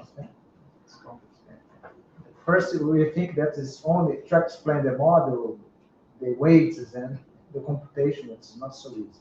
But I have a question because since I work with data, usually I have a pipeline of complex pipeline of different data models in AI. So for each data model, each model, first AI model, I have a different explainability. How can I join all the explainabilities in a complex pipeline of transformation in a single one? Or how can we identify, for example, contradictions or any problems that you can? Well, I guess because it sounds like you have different models trained for solving different specific problems, supervised or unsupervised clustering. I think the first, if you want to aggregate all the output of this model in a unified framework, which is actually a good thing to do, I think although we need to use XAI methods that produce the same type of explanation, and then we can unify this explanation with the same language. For example, because he's using computer vision to solve some supervised problem with pictures, but maybe the guy there is using training convolutional long short-term memory with time series. They solve different problems, but then we can apply different XAI methods but deliver the same the same format. For example, text, and then we can use all text or all images. So you see, we are building a pyramid of layers to come up with a way that we can aggregate explanation meaningfully. But you need also to solve contradictions, because some model can say the explanation is and in fact, aging. Yeah, and in fact that's what I've been working on, which let's call it neurosymbolic integration. And for example, we train neural networks that learn to map input to output, but then we use computational augmentation, like the professor is working on, Because we use argumentation as a language for explanation, because each argument is a node, and each node is an if-then rules that can be consumed. And then if we have two nodes and we have an arrow from one rule to another, that is a contradiction. Yeah. And once we have a graph, which is as a dialogical structure, then we can apply argumentation semantic to solve the conflicts, and using a language that is more aligned to humans. And so we use the power of neural network to learn a model robustly, but then we also use argumentation to explain the model, but also to leverage a dialogical structure To analyze the consistency. the consistency, the contradiction, because we can also have contrasted explanation, and not easy, but because then the black box is very powerful, but then when we start building an argumentation framework, we lose some explainability. But if we want to increase explainability, then we lose accuracy. So it's a trade-off. Yeah. Your comment connects to the provocation I tried to bring in the previous talk, where I used the word guess, right? But what I really wanted to convey is that you can have multiple models trained to solve the same problem, and they could sometimes give different answers, even in a way that both can be considered correct, because they're very close together, and there's some spectrum of that can be considered. And then when you try to explain, because that's my point, yes, whatever you say, if the answer is right or wrong, it was brought up from a certain perspective that is the model. There is perspective.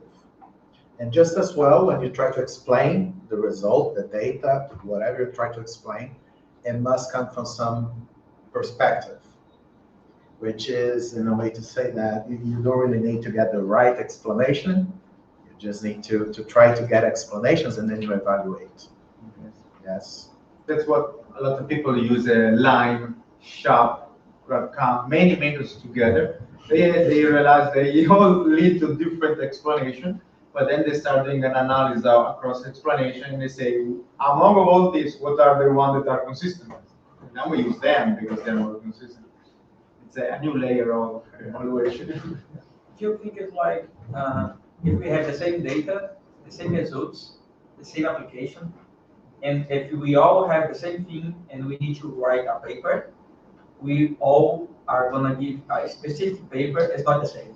Yeah. It's the same thing.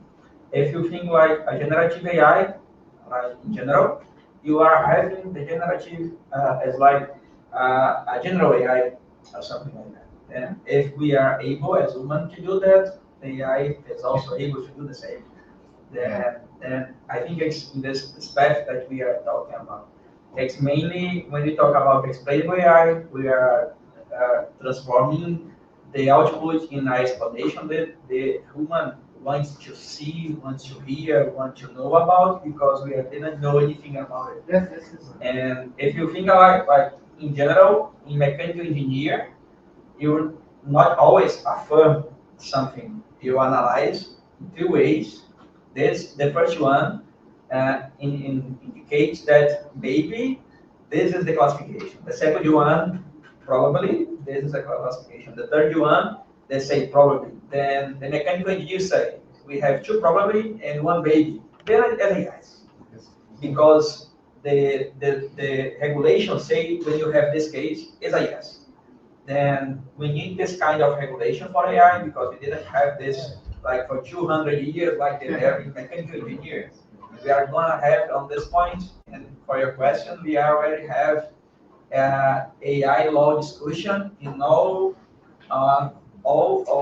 in general, we have meetings about the law, about the specialists. For sure, some countries, this is highly discussed for the last 10 years. In 19, I was in Germany, in Rheinland, representing Brazil. We had 3 hours just discussing laws about it, which was like 6 years ago. this discussion is for like six more months. Some people are just talking about it. Here in Brazil, we are starting to discussing this from last year, but I think we are gonna get on this point somehow because it's like international discussion that we are getting it. But everyone needs to understand what is AI mean. It's not just a number. It's a way to see what's like a perspective. And when you have 2 or 3 perspectives saying the same thing, probably is the same. I think it's a higher discussion than just what we have in models and basic things about. Okay. I think I have to bring the question session to an end because of the time. But I'll first say this. We have a happy hour program at kind of nearby restaurant, right? I'll repeat this in Portuguese later at the end. So if you can join us for happy hour at Carneiros dos Donos, Avenida Jovita Feitosa, we'll have more time to talk. For now, I'd like to thank again Professor Luca Longo. Please join me in thanking him.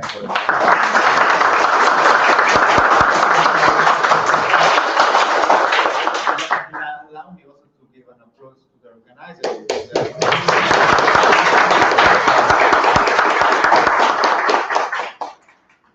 Yeah, I'm very pleased to see a lot of known faces here. I've seen colleagues, old professors, some of them, and I'm really pleased with all the talks, with the accepted invitations, the support I received from our community here to make this happen today for everyone.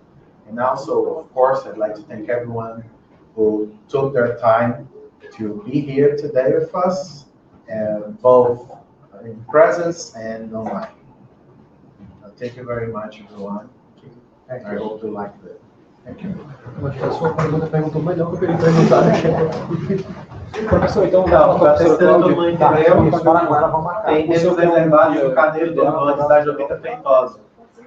Para happy hour, né? Cada um passou fundo, mas a gente vai ter um tempo para conversar mais, quem puder ir para lá. A gente pode se organizar durante um carona. Life is happy.